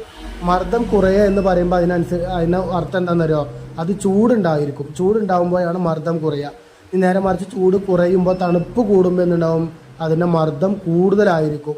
ഇപ്പോൾ നമ്മൾ ഊട്ടിയിലേക്കും കൊടൈക്കനാലിലൊക്കെ പോകുമ്പോൾ ചുരങ്ങൾ കയറി പോകുമ്പോൾ നമുക്ക് ചെവി അടയാറില്ലേ, അതെന്താണ് സ്വാഭാവികമായിട്ടും ആ തണുപ്പാണ്. തണുപ്പ് വല്ലാതെ ചെവിയിലേക്ക് അടിക്കുമ്പോഴാണ് നമുക്ക് എന്താണ് ചെവിയുടെ അടപ്പ് നമുക്ക് ഫീൽ ആവുന്നത്. അപ്പോൾ മർദ്ദം അത് കൂടുന്നത് കൊണ്ടാണ്.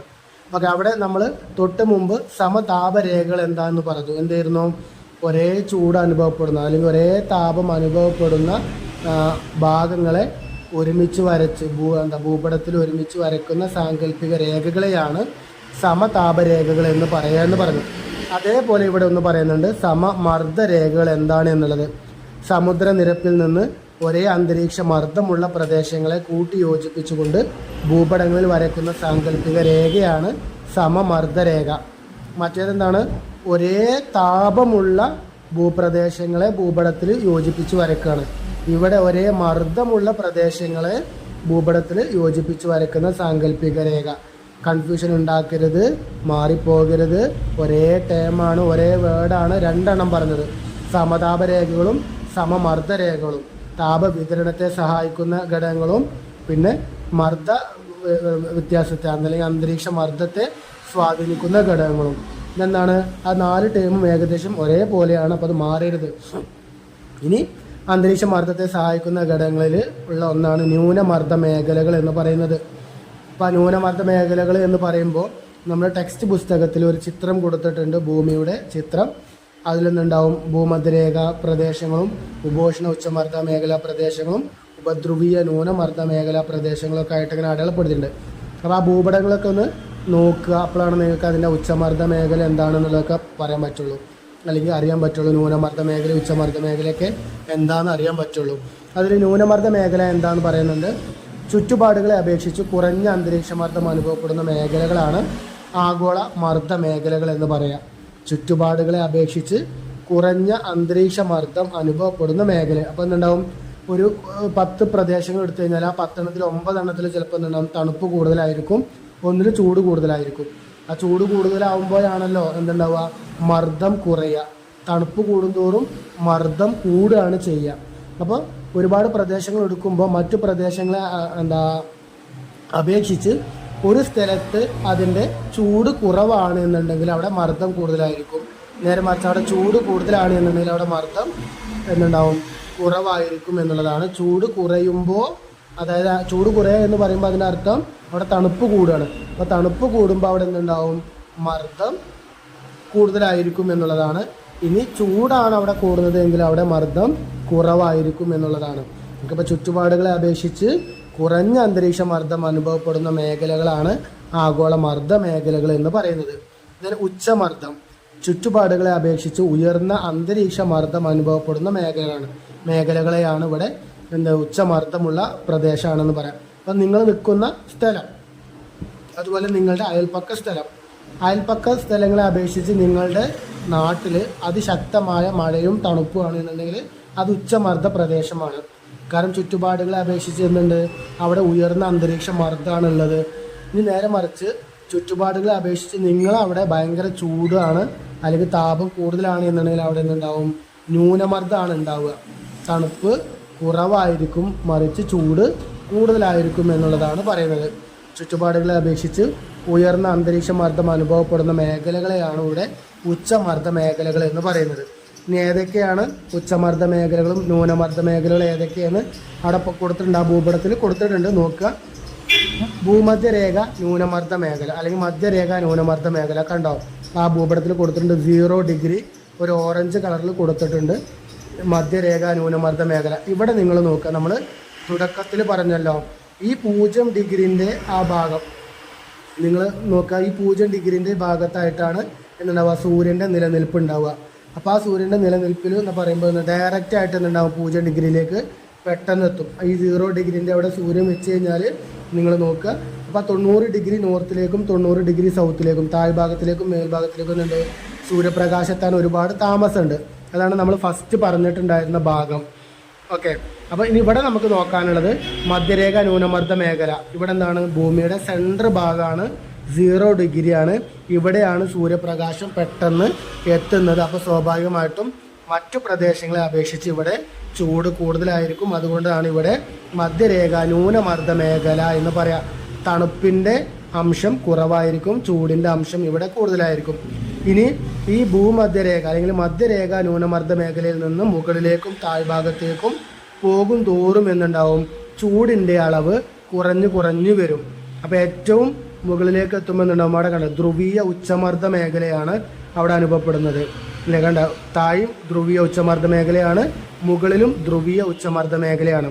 ഉച്ചമർദ്ദ മേഖല എന്ന് പറഞ്ഞാൽ എന്താ, നമ്മൾ പറഞ്ഞു ചുറ്റുപാടുകളെ അപേക്ഷിച്ച് അവിടെ എന്തായിരിക്കും, ചൂട് കുറവായിരിക്കും, മർദ്ദം കൂടുതലായിരിക്കും എന്നാണ് പറഞ്ഞത്. അപ്പോൾ അവിടെ ഉച്ചമർദ്ദ മേഖല എന്ന് പറയുമ്പോൾ കൊടിയ തണുപ്പായിരിക്കും, ഐസാണ് അവിടെ ഉണ്ടാവുക എന്നുള്ളതാണ്. അപ്പോൾ ഭൂമധ്യരേഖ അല്ലെങ്കിൽ മധ്യരേഖ ന്യൂനമർദ്ദ മേഖലയിൽ നിന്ന് മുകളിലേക്ക് പോകുമ്പോൾ ഉപോഷ്ണ ഉച്ചമർദ്ദ മേഖല. ദെൻ അവിടുന്ന് കുറച്ചുകൂടി സഞ്ചരിച്ച് കഴിഞ്ഞാൽ ഉപധ്രുവീയ ന്യൂനമർദ്ദ മേഖല. ദെൻ വീണ്ടും നമ്മൾ കുറച്ചുകൂടി പോയി കഴിഞ്ഞാൽ ധ്രുവീയ ഉച്ചമർദ്ദ മേഖല. ഓക്കെ, അതേമാതിരി താഴേക്കും. അതാണ് അതിൻ്റെ താപ വിതരണം. താപത്തിലുണ്ടാവുന്ന മാറ്റത്തിനനുസരിച്ച് മർദ്ദത്തിലുണ്ടാവുന്ന വ്യതിയാനമാണ് അവിടെ കൊടുത്തിട്ടുള്ളത്. ഇനി അവിടെ നിങ്ങൾക്കൊരു ടേബിൾ തന്നിട്ടുണ്ട്. ആ ടേബിളിൽ കുറച്ച് കാര്യങ്ങൾ പറയുന്നുണ്ട്. അതായത് നമ്മൾ പറഞ്ഞ ഈ മേഖലകളുടെ അവിടെ മർദ്ദമൊക്കെ രൂപപ്പെടാനുള്ള കാരണങ്ങൾ എന്തൊക്കെയാണെന്ന് പറഞ്ഞ് കൊടുത്തിട്ടുണ്ട്. മധ്യരേഖ ന്യൂനമർദ്ദ മേഖല. ഉയർന്ന താപനില കാരണം മധ്യരേഖ പ്രദേശത്തെ വായു വികസിച്ച് ഉയരുന്നതിലൂടെ ഈ ന്യൂനമർദ്ദ മേഖല രൂപപ്പെടുന്നുണ്ട്. ഭൂമധ്യരേഖയ്ക്ക് 5 ഡിഗ്രി വടക്ക് മുതൽ 5 ഡിഗ്രി തെക്ക് വരെ, അതാണ് അവിടെ ഓറഞ്ച് കളറിൽ 0 ഡിഗ്രി. ആ ഭൂപടത്തിലേക്ക് വന്നു കഴിഞ്ഞാൽ 0 ഡിഗ്രി മധ്യരേഖ ന്യൂനമർദ്ദ മേഖല അടയാളപ്പെടുത്തിയിട്ടുള്ള ഓറഞ്ച് കളർ ഉണ്ടല്ലേ, മുകളിൽ സെൻട്രലൊരു വൈറ്റ് ലൈനാണ് ഉണ്ടാവുക. മുകളിലേക്കൊരു ഓറഞ്ച് കുറച്ച് ഭാഗം ഷെയ്ഡ് ചെയ്തിരിക്കണം, താഴേക്കും കുറച്ച് ഭാഗം ഷെയ്ഡ് ചെയ്തിരിക്കണം. അതാണ് ആ പറഞ്ഞ 5 ഡിഗ്രി വടക്കും 5 ഡിഗ്രി തെക്ക് എന്ന് പറയാനുള്ള കാരണം. ഇനി ഉപോഷ്ണ ഉച്ചമർദ്ദ മേഖല. മധ്യരേഖ പ്രദേശത്ത് നിന്ന് ചൂട് പിടിച്ച് ഉയർന്ന അല്ലെങ്കിൽ ഉയർന്നു പൊങ്ങുന്ന വായു ക്രമേണ തണുത്ത് ഉപോഷ്ണ മേഖലകളിൽ താഴ്ന്നിറങ്ങുന്നു. ഇതുമൂലം 30 ഡിഗ്രി ഉത്തര ദക്ഷിണ അക്ഷാംശ പ്രദേശങ്ങൾ കേന്ദ്രീകരിച്ച് ഉച്ചമർദ്ദ മേഖലകൾ രൂപപ്പെടുന്നുണ്ട്. അതാണ് അവിടെ കാണിച്ചിട്ടുള്ള 30 ഡിഗ്രി തെക്കിലും 30 ഡിഗ്രി വടക്കിലും കൊടുത്തിട്ടുള്ള മഞ്ഞ പോഷൻ കാണുന്നുണ്ടല്ലോ, ആ ഭാഗത്തെയാണ് അവിടെ പറയുന്ന ഉപോഷ്ണ ഉച്ചമർദ്ദ മേഖല എന്ന് പറയുന്നത്. ഉപധ്രുവീയ ന്യൂനമർദ്ദ മേഖലകൾ. ഭൂമിയുടെ ഭ്രമണ നിമിത്തം ഏതാണ്ട് 60 ഡിഗ്രി ഉത്തര ദക്ഷിണ അക്ഷാംശ മേഖലകളിലെ വായു ആകാശത്തേക്ക് ചുഴറ്റി എറിയപ്പെടുന്നതിൽ ഇവിടെ ന്യൂനമർദ്ദ മേഖലകളുണ്ട്. അതായത് ഇവിടെ കാറ്റിൻ്റെ ഒരു ഭാഗം ഉള്ളതുകൊണ്ടാണ് അവിടെ അങ്ങനെ ആ ചുഴറ്റി എറിയ എന്നൊക്കെ പറയുന്നത്. ഇവിടെ വെച്ചിട്ടാണ് ആ തണുത്തുറയുന്നത് താഴേക്ക് വരുന്നതും അല്ലെങ്കിൽ ചൂട് പിടിച്ച് വികസിക്കുന്നതും മുകളിലേക്ക് ഒക്കെ പൊങ്ങുന്നതൊക്കെ ഇവിടെ വെച്ചിട്ടാണ്.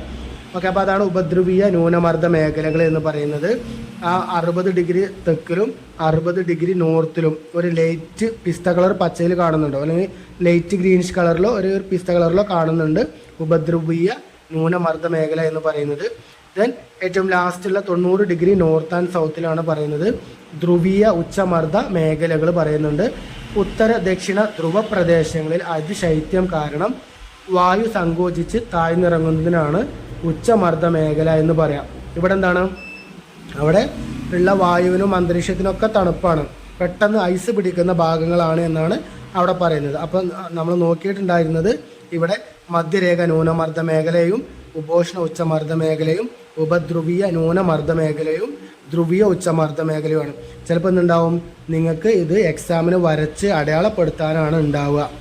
മധ്യരേഖ ന്യൂനമർദ്ദ മേഖലയും ഉപോഷ്ണ ഉച്ചമർദ്ദ മേഖലയും ഉപധ്രുവീയ ന്യൂനമർദ്ദ മേഖലയും ധ്രുവീയ ഉച്ചമർദ്ദ മേഖലയും വരച്ച് അടയാളപ്പെടുത്താനാണ് ചിലപ്പോൾ ചോദിക്കാറുള്ളത്. അപ്പോൾ നമ്മൾ ഇപ്പോൾ നോക്കിയൊരു ഭാഗത്ത് നിന്ന് നമുക്ക് മനസ്സിലാക്കേണ്ടത് ചെറിയൊരു പോയിന്റ് മാത്രമാണ്. ഇത്രയേ ഉള്ളൂ. ചൂടുള്ള വായു അതെന്തുണ്ടാവും, ഉയർന്നു പൊന്തും. ഇനി തണുത്ത ഒരു വായു അതിനെന്തുണ്ടാവും, മർദ്ദം കൂടുതലായിരിക്കും. അപ്പോൾ അതെന്താവും, താഴേക്ക് ഇറങ്ങും. അപ്പോൾ അതെന്താണ്, ഒരു റൊട്ടേഷൻ സർക്കിൾ ഇങ്ങനെ നടന്നുകൊണ്ടേ ഇരിക്കും എന്നുള്ളതാണ്. ചൂടുള്ള വായുവിന് മർദ്ദം കുറവായിരിക്കും. അപ്പോൾ അതുകൊണ്ട് തന്നെ അത് പഞ്ഞിക്കെട്ട് പോലെ എല്ലായിടത്തേക്കും ഇങ്ങനെ പരന്ന് അല്ലെങ്കിൽ എന്തുണ്ടാവും, പറന്ന് നടക്കാനേക്കാരം അല്ലെങ്കിൽ നീങ്ങാനായിരിക്കും അതിന് ടെൻഡൻസി ഉണ്ടാവുക. അപ്പോൾ അത് സ്വാഭാവികമായിട്ട് മുകളിലേക്ക് ഉയരും. ഇനി എന്തുണ്ടാവും, തണുത്ത വായു ആണെന്നുണ്ടെങ്കിൽ അതിന് മർദ്ദം കൂടുതലായിരിക്കും, അതിന് കനം കൂടുതലായിരിക്കും. അപ്പോൾ എന്തുണ്ടാവും, അത് ഒഴിഞ്ഞ പ്രദേശത്ത് നടക്കാതെ എന്തുണ്ടാവും, താഴ്ന്നിറങ്ങാൻ വേണ്ടിയിട്ടാണ് അത് ശ്രമിക്കുക എന്നുള്ളതാണ് അത് മനസ്സിലാവേണ്ടത്. ഇനി അതിൽ വരുന്ന മറ്റൊരു പ്രധാനപ്പെട്ട ടോപ്പിക്കാണ് കാറ്റുകൾ, വിൻസ് എന്ന് പറയുന്ന ഒരു ഭാഗം. ഉച്ചമർദ്ദ പ്രദേശങ്ങളിൽ നിന്നും ന്യൂനമർദ്ദ പ്രദേശങ്ങളിലേക്കുള്ള വായുവിൻ്റെ തിരശ്ചീനമായ ചലനമാണ് കാറ്റ്. നമ്മൾ തൊട്ട് മുമ്പ് പറഞ്ഞു വെച്ച അതേ പോയിന്റ് തന്നെ. ഉച്ചമർദ്ദ മേഖലാ പ്രദേശം എന്ന് പറയുമ്പോൾ നമ്മൾ എന്താണ് അവിടെ പറഞ്ഞത്, അവിടെ തണുപ്പ് കൂടുതലായിരിക്കും, അതല്ലെങ്കിൽ ചൂട് കുറവായിരിക്കും. ഇനി ന്യൂനമർദ്ദ മേഖല എന്ന് പറയുമ്പോൾ എന്തായിരിക്കും, അവിടെ ചൂട് കൂടുതലായിരിക്കും, തണുപ്പ് കുറവായിരിക്കും. അപ്പോൾ തണുപ്പ് കൂടുതലുള്ള പ്രദേശങ്ങളിൽ നിന്നും തണുപ്പ് കുറവായ പ്രദേശത്തേക്ക്, അതല്ലെങ്കിൽ ചൂട് കൂടുതലുള്ള പ്രദേശത്തേക്കുള്ള വായുവിൻ്റെ തിരശ്ചീനമായ സഞ്ചാരമാണ്, ലംബമായിട്ടല്ല തിരശ്ചീനമായിട്ടുള്ള സഞ്ചാരത്തെയാണ് ഇവിടെ കാറ്റുകൾ എന്നുള്ളത് കൊണ്ട് ഉദ്ദേശിക്കുന്നത്. അപ്പോൾ നമ്മൾ നേരത്തെ പറഞ്ഞതുപോലെ തന്നെ മർദ്ദം കൂടുതലുള്ള പ്രദേശം എന്തുണ്ടാവും, മർദ്ദം കുറവുള്ള പ്രദേശത്തേക്ക് വായു ഇങ്ങനെ സഞ്ചരിച്ചുകൊണ്ടിരിക്കും. സ്വാഭാവികമായിട്ടും അതിങ്ങനെ റൊട്ടേറ്റ് ചെയ്തൊരു വട്ടത്തിൽ ഇങ്ങനെ കറങ്ങി എപ്പോഴും ഇങ്ങനെ കറങ്ങും. ആ കറക്കത്തിൻ്റെ ആക്കം കൂടുമ്പോഴാണ് നമുക്ക് എന്താവുന്നത്, കാറ്റുകളായിട്ട് ഫീൽ ആവുന്നത് എന്നുള്ളതാണ് അവിടെ പറയുന്നത്. ഓക്കെ, അന്തരീക്ഷത്തിലെ മർദ്ദത്തിൻ്റെ ഏറ്റക്കുറച്ചിലുകളാണ് കാറ്റുകൾ ഉണ്ടാവാൻ കാരണം. നമ്മൾ പറഞ്ഞല്ലോ, ഒരു ഇടത്തു നിന്ന് മറ്റൊരു ഭാഗത്തേക്ക് ഇങ്ങനെ പോവുക, അതിലുണ്ടാകുന്ന ഏറ്റക്കുറച്ചിലുകൾ, ആ വ്യതിയാനമാണ് എന്തുണ്ടാവുക, കാറ്റുകൾ ഉണ്ടാവാനുള്ള കാരണം. അപ്പോൾ നമുക്ക് തന്നെ അറിയാം, നമ്മളെ കൈ ഒന്ന് പൊക്കി പിടിച്ചിട്ട് നമ്മൾ ആ സാധാരണ രീതിയിൽ നമ്മളൊരു റൂമിലൊക്കെ നിൽക്കുമ്പോൾ അല്ലെങ്കിൽ നമ്മൾ ക്ലാസ്സിൽ നിൽക്കുമ്പോൾ നമുക്ക് കാറ്റ് ഫീൽ ആവില്ല. ഇനി നമ്മൾ ആ കൈയിൻ്റെ പൊക്കി പിടിച്ച ഒരു ഭാഗത്തേക്കായിട്ട് നമ്മൾ ജസ്റ്റ് ഒന്ന് ഊതി കൊടുക്കുകയാണെങ്കിൽ ഉണ്ടാവും അവിടെ നമുക്ക് കാറ്റ് വരുന്ന ഫീൽ നമുക്ക് ഉണ്ടാവും, കാറ്റ് തട്ടുന്ന ഫീൽ ഉണ്ടാവും. അപ്പോൾ എന്തുണ്ടാവും, സ്വാഭാവികമായിട്ടും ആ വായുവിലുണ്ടാവുന്ന മർദ്ദത്തിൽ ഏറ്റക്കുറവ് ഉണ്ടാവുകയാണ് അത് ചെയ്യുന്നത്. ഓക്കെ, അതിൻ്റെ ആ സഞ്ചാര ദിശയിലുണ്ടാവുന്ന ഏറ്റക്കുറച്ചിലുണ്ടാവുന്ന മാറ്റമാണ് നമുക്ക് കാറ്റായതുകൊണ്ട് നമുക്കത് അനുഭവപ്പെടുന്നത് എന്നുള്ളതാണ്. ഓക്കെ, ഇനി അടുത്ത ഒരു പ്രധാനപ്പെട്ടതാണ് കാറ്റിൻ്റെ വേഗതയും ദിശയും നിർണ്ണയിക്കുന്ന ഘടകങ്ങൾ. ഇപ്പം നമ്മൾ തൊട്ട് മുമ്പ് മർദ്ദത്തിൻ്റെ പഠിച്ചു, താപത്തിൻ്റെയും പഠിച്ചു. ഇനി അതേപോലെ ഇവിടെയാണ് കാറ്റിൻ്റെ വേഗതയും ദിശയും നിർണ്ണയിക്കുന്ന ഘടകങ്ങൾ. ഒന്ന് മർദ്ദച്ചെരിവ്, തിരശ്ചീന ദൂരത്തിൽ മർദ്ദത്തിലെ വ്യത്യാസമാണിത്. മർദ്ദം കൂടുതലെങ്കിൽ കാറ്റ് കൂടുതലായിരിക്കും. മർദ്ദം എന്ന് പറയുമ്പോൾ നമ്മളെന്താണ്, അവിടെ ചൂട് കുറയാണ്, തണുപ്പ് കൂടുതലാണ്. അപ്പോൾ എന്തുണ്ടാവും, വായുവിന് കനം കട്ടി കൂടുതലായിരിക്കും. അപ്പോൾ സ്വാഭാവികമായിട്ടും കാറ്റടിക്കുമ്പോൾ നമുക്ക് എന്തുണ്ടാവും, സ്വാഭാവികമായിട്ടും അതൊരു കൂടുതലുള്ള ഫീൽ നമുക്ക് ഉണ്ടാവും എന്നുള്ളതാണ്. ദെൻ കോറിയോലിസ് ബലം രണ്ടാമത്തേത്. ഭൂമിയുടെ ഭ്രമണം നിമിത്തം ഉത്തരാർദ്ധഗോളത്തിൽ കാറ്റുകൾക്ക് സഞ്ചാര ദിശയുടെ വലത്തോട്ടും ദക്ഷിണാർദ്ധഗോളത്തിൽ സഞ്ചാര ദിശയുടെ ഇടത്തോട്ടും മാറാനുള്ള സാധ്യത ഉണ്ട് എന്നുള്ളതാണ്. ഓക്കെ, നമുക്കറിയാം. അപ്പോൾ അച്ചുതണ്ട് എന്ന് പറയുന്ന ഒരു സാങ്കല്പിക രേഖയിൽ ഭൂമി അല്പം ചെരിഞ്ഞാണ് നിൽക്കുന്നത് എന്ന് നമുക്കറിയാം. അപ്പോൾ സ്വാഭാവികമായിട്ടും എന്തുണ്ട്, ഭൂമി സൂര്യനെ ചുറ്റുന്നുണ്ട്, ഒപ്പം ഭൂമി കറങ്ങിക്കൊണ്ടിരിക്കുന്നുണ്ട്. ആ കറക്കത്തെയാണ് ഭൂമി, അച്ചുതണ്ടിലുള്ള ഭൂമിയുടെ സ്വയം കറക്കത്തെയാണ് ഇവിടെ ഭ്രമണം എന്നുള്ള പദം കൊണ്ട് ഉദ്ദേശിക്കുന്നത്. ആ ഭൂമിയുടെ ഭ്രമണം നിമിത്തം ഉത്തരാർദ്ധഗോളം ഉണ്ട്, ദക്ഷിണാർദ്ധഗോളം ഉണ്ട്. നമുക്കറിയാം, നമ്മൾ തൊട്ട് മുമ്പ് പറഞ്ഞു, ഭൂമി ആ ഒരു റൗണ്ട് ഷേപ്പ് എടുത്തു കഴിഞ്ഞാൽ അതിന് 0 ഡിഗ്രി, സെൻറ്ററിലൂടെ ഒരു വര വരച്ചു കഴിഞ്ഞാൽ അതാണ് 0 ഡിഗ്രി. ആ വരയിലൂടെ കട്ട് ചെയ്ത് കഴിഞ്ഞാൽ അതിൻ്റെ മുകളിലത്തെ പോർഷനാണ് ഉത്തരാർദ്ധഗോളം, അതിൻ്റെ താഴത്തെ പോർഷനാണ് ദക്ഷിണാർദ്ധഗോളം. ഇവിടെ പറയുന്നത് ഭൂമിയുടെ ഭ്രമണം നിമിത്തം ഉത്തരാർദ്ധഗോളം. അപ്പോൾ ഉത്തരാർദ്ധഗോളം എന്താണെന്ന് പറഞ്ഞു. ആ ഉത്തരാർദ്ധഗോളത്തിൽ കാറ്റുകൾക്ക് സഞ്ചാര ദിശയുടെ വലത്തോട്ടും. ഓക്കെ, സഞ്ചാര ദിശ എങ്ങനെയാണ്, ഭൂമി ഇടത്തു നിന്ന് വലത്തോട്ട് കറങ്ങിക്കൊണ്ടേയിരിക്കുന്നുണ്ട്. അപ്പോൾ കാറ്റ് എവിടുന്നാണോ വരുന്നത് അതിൻ്റെ സഞ്ചാര ദിശയുടെ വലത്തോട്ടും നേരെ ഉൾട്ട ദക്ഷിണാർദ്ധഗോളത്തിൽ സഞ്ചാര ദിശയുടെ ഇടത്തോട്ടും മാറാനുള്ള സാധ്യത ഉണ്ട് എന്നുള്ളതാണ് പറയുന്നത്. ദെൻ കാറ്റിൻ്റെ വേഗതയും ദിശയും നിർണ്ണയിക്കുന്ന ഘടകങ്ങളിലെ മൂന്നാമത്തെയാണ് ഘർഷണം. അതിൽ മഴ എന്ന് നമുക്ക് പറയാൻ പറ്റുമല്ലോ. മരങ്ങൾ തിങ്ങിയ പ്രദേശത്ത് കാറ്റിന് സുഗമമായിട്ട് സഞ്ചരിക്കാൻ പറ്റില്ല. കാരണം എന്തുണ്ടാവും, ആ കാറ്റായി പോകുമ്പോൾ മരങ്ങൾ അവിടെ തട്ടിത്തടയും. എന്നാൽ തുറസായ സ്ഥലങ്ങളിൽ കാറ്റിന് സുഗമമായി സഞ്ചരിക്കാനും പറ്റും എന്നുള്ളതാണ് പറയുന്നത്. അപ്പോൾ എന്താണ്, സ്വാഭാവികമായിട്ട് ആ ഘർഷിക്കാനുള്ള ആ ഒരു ടെൻഡൻസി അത് കൂടുതലായിരിക്കും എന്നുള്ളതാണ്. തുറസായ സ്ഥലത്ത് നിന്നുണ്ടാവും, ഒരു വിജനമായ സ്ഥലത്താണ് എന്നുണ്ടെങ്കിൽ അത് സ്പീഡിൽ അങ്ങ് അടിച്ചു പോവുകയാണ് ചെയ്യുക. ഇനി എന്തുണ്ടാവും, തിങ്ങി നിറഞ്ഞ കാടുകൾ, ഫോറസ്റ്റുകളൊക്കെ ആണെങ്കിൽ എന്തുണ്ടാവും, അവിടെ കാറ്റിന് പെട്ടെന്ന് തന്നെ ഒഴുകി പോകാനുള്ള സാധ്യത കുറവാണ് എന്നുള്ളതാണ് പറയുന്നത്. ദെൻ അതോടൊപ്പം അവിടെ പറയുന്നുണ്ട് വിവിധ തരത്തിലുള്ള കാറ്റുകൾ ഏതൊക്കെയാണ് എന്നുള്ളത്. പ്രധാനമായിട്ടും 3 തരത്തിലുള്ള കാറ്റുകളാണ് കണ്ടുവരുന്നത്. 1 ആഗോളവാദങ്ങൾ, 2 കാലികവാദങ്ങൾ, 3 പ്രാദേശികവാദങ്ങൾ. അതിലെ ഓരോ വാദങ്ങളും പിന്നീട് ഉദാഹരണ സഹിതം നമുക്ക് കൊടുത്തിട്ടുണ്ട്.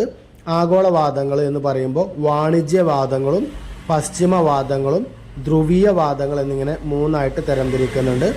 കാലികവാദങ്ങൾ എന്ന് പറയുമ്പോൾ മൺസൂൺ കാറ്റുകൾ, കടൽ കാറ്റുകൾ, കരക്കാറ്റുകൾ എന്നിങ്ങനെ 3ആയിട്ട് തരംതിരിക്കുന്നുണ്ട്. പ്രാദേശിക വാദങ്ങൾ എന്ന് പറയുമ്പോൾ അതിൻ്റെ വാദങ്ങളുടെ പേരാണ് പറയുന്നത് ലൂ, ചിനൂക്ക്, ഫൻ, ഹർമാറ്റർ, മാംഗോ ഷവേഴ്സ് എന്നിങ്ങനെയാണ് ആ കാറ്റുകൾ പറയുന്നത്. അപ്പോൾ ഈ ഒരു ഫ്ലോ ചാർട്ട് അത് ഇമ്പോർട്ടൻ്റ് ആണ്, എക്സാമുകൾക്ക് ചോദിച്ച് കാണാറുണ്ട്. 1 വേർഡായിട്ടും അതിൽ 5 മാർക്കിൻ്റെ ആ ഫ്ലോ ചാർട്ട് പൂരിപ്പിക്കാനായിട്ടും അത് ചോദിച്ച് കാണാറുണ്ട്.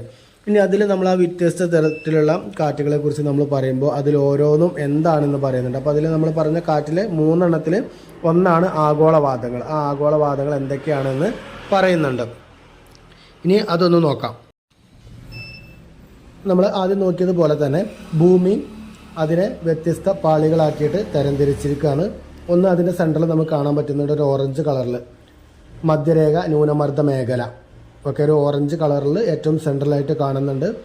ആ മധ്യരേഖ ന്യൂനമർദ്ദ മേഖല എന്ന് പറയുമ്പോൾ നമ്മൾ പറഞ്ഞിട്ടുണ്ടായിരുന്നു, സൂര്യൻ ഉദിച്ചു കഴിഞ്ഞാൽ ഏറ്റവും ആദ്യം സൂര്യപ്രകാശം എത്തുന്നതും ഏറ്റവും കൂടുതൽ സ്ഥലം ഉള്ള ഏരിയയും ഏതാണ്, മധ്യരേഖ ന്യൂനമർദ്ദ മേഖലയാണ്.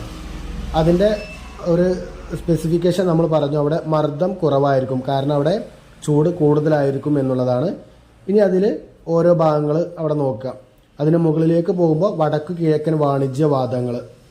ഓക്കെ, നമ്മൾ നേരത്തെ പറഞ്ഞല്ലോ, ഭൂമി അതിൻ്റെ ഭ്രമണം നിമിത്തം സഞ്ചാര ദിശയുടെ ഇടത്തോട്ടോ വലത്തോട്ടോ ഒക്കെ ഭൂമധ്യരേഖയിലും ഉത്തരാർദ്ധ ഗോളത്തിലും ദക്ഷിണാർദ്ധ ഗോളത്തിലൊക്കെ മാറാൻ ചാൻസ് ഉണ്ട് എന്ന് പറഞ്ഞു. അതൊക്കെയാണ് അവിടെ കാണിക്കുന്നത്.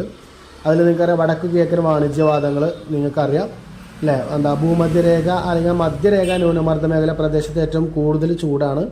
അപ്പോൾ അതിനെ സംബന്ധിച്ച് അതിന് മുകളിൽ എന്തുണ്ടാവും, ചൂട് കുറവായിരിക്കും. നമ്മൾ മർദ്ദത്തെ സ്വാധീനിക്കുന്ന ഘടകങ്ങളെ കുറിച്ച് പഠിച്ചപ്പോൾ നമ്മൾ പറഞ്ഞു ഉയരങ്ങളിലേക്ക് പോകുമ്പോൾ എന്തുണ്ടാവും, ഉയരത്തിനനുസരിച്ച് ചില ഡിഗ്രിയുടെ അടിസ്ഥാനത്തിൽ എന്തുണ്ടാവും, ചൂടിൽ കുറവ് വരുന്നുണ്ട് എന്ന് പറഞ്ഞു.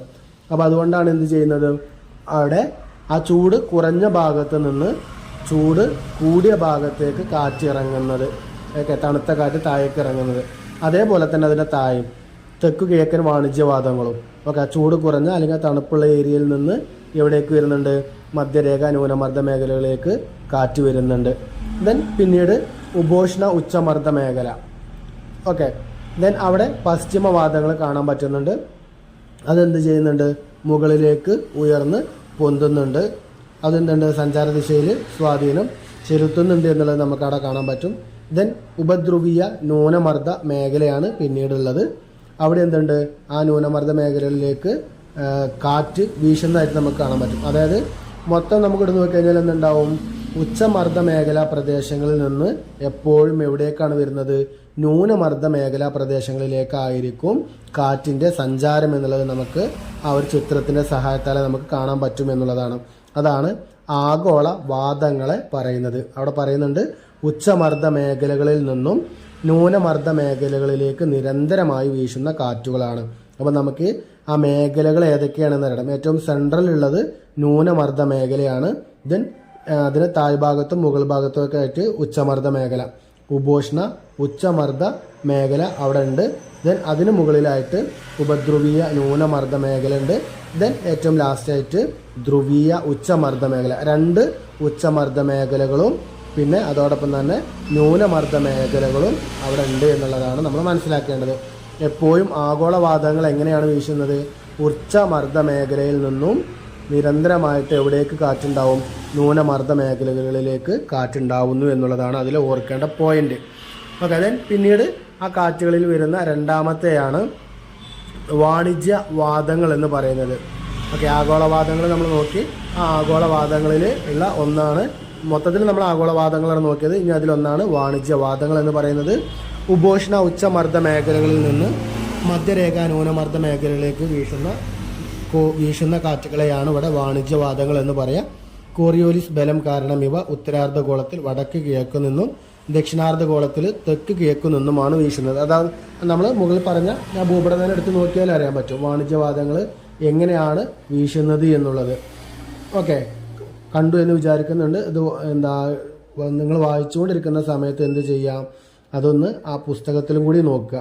അതിൽ കൊടുത്തിട്ടുണ്ട്. അപ്പോൾ വടക്ക് കിഴക്കൻ വാണിജ്യവാദങ്ങൾ, തെക്ക് കിഴക്കൻ വാണിജ്യവാദങ്ങൾ എന്ന് കൊടുത്തിട്ടുണ്ട്. അപ്പോൾ അവിടെ എന്താണ് നോക്കുക, ന്യൂനമർദ്ദ മേഖലകളിലേക്ക് വീശുന്നുണ്ട്. എവിടുന്ന്, ഉപോഷ്ണ ഉച്ചമർദ്ദ മേഖലയിൽ നിന്നും എവിടേക്കാണ്, അവിടുത്തെ ന്യൂനമർദ്ദ മേഖലാ പ്രദേശങ്ങളിലേക്ക് വീശുന്ന കാറ്റുകളെയാണ് ഇവിടെ വാണിജ്യവാദങ്ങൾ എന്ന് പറയാം. കോറിയോലിസ് ബലം കാരണം ഇവ ഉത്തരാർദ്ധഗോളത്തിൽ വടക്ക് കിഴക്കു നിന്നും ദക്ഷിണാർദ്ധഗോളത്തിൽ തെക്ക് കിഴക്ക് നിന്നുമാണ് ഇതെന്താണ് കാറ്റിൻ്റെ സഞ്ചാര ദിശ, അല്ലെങ്കിൽ അവിടെ നിന്നാണ് ഇത് വീശുന്നത് എന്നാണ് പറയുന്നത്. ഓക്കെ, ഇനി അതിലെ ആഗോളവാദങ്ങളിലെ മറ്റൊന്നാണ് പശ്ചിമവാദങ്ങൾ. ഉപോഷ്ണ ഉച്ചമർദ്ദ മേഖലയിൽ നിന്നും ഉപദ്രവീയ ന്യൂനമർദ്ദ മേഖലകളിലേക്കാണ് ഈ കാറ്റിൻ്റെ സഞ്ചാരം വീശൽ. കോറിയോലിസ് ബലത്താൽ ഈ കാറ്റുകൾ ഉത്തരാർദ്ധഗോളത്തിൽ തെക്ക് പടിഞ്ഞാറ് നിന്നും ദക്ഷിണാർദ്ധഗോളത്തിൽ വടക്ക് പടിഞ്ഞാറ് നിന്നുമാണ് ഇവ വീശുന്നത് എന്നുള്ളതാണ്. ഇതും എന്തുണ്ട്, ആ പുസ്തകത്തിൽ നമ്മൾ നേരത്തെ നോക്കിയ ചിത്രത്തിൽ തന്നെ അതിൻ്റെ സഹായത്താൽ നമുക്ക് മനസ്സിലാക്കാൻ പറ്റും. ഇതിന് ഏറ്റവും ആ ചിത്രത്തിൽ എന്തിലുള്ള ധ്രുവീയ പൂർവ്വവാദങ്ങൾ എന്ന് പറയുന്നത് കൊടുത്തിട്ടുണ്ട്. അത് എന്താണെന്ന് നോക്കാം. ധ്രുവീയ ഉച്ചമർദ്ദ മേഖലയിൽ നിന്നും ഉപധ്രുവീയ മേഖലയിലേക്ക് വീശുന്ന പൂർവ്വവാദങ്ങളാണ്, അല്ലെങ്കിൽ എങ്ങനെയാണ്, ധ്രുവീയ ഉച്ചമർദ്ദ മേഖലയിൽ നിന്നും ഉപധ്രുവീയ മേഖലയിലേക്ക് വീശുന്ന കാറ്റുകളെയാണ് ഇവിടെ ധ്രുവീയ പൂർവ്വവാദങ്ങൾ എന്ന് പറയുന്നത്. ഇവയെ പൂർവ്വവാദങ്ങൾ എന്നുള്ള പേരിലും അറിയപ്പെടുന്നുണ്ട്. ദെൻ ഏറ്റവും അവസാനം അതിൽ വരുന്നത് കാലികവാദങ്ങൾ എന്നുള്ളതാണ്. കാലികവാദങ്ങൾ നിശ്ചിത സമയ ഇടവേളകളിൽ മാത്രം വീശുന്ന കാറ്റുകളെയാണ് കാലികവാദങ്ങൾ എന്ന് പറയുന്നത്.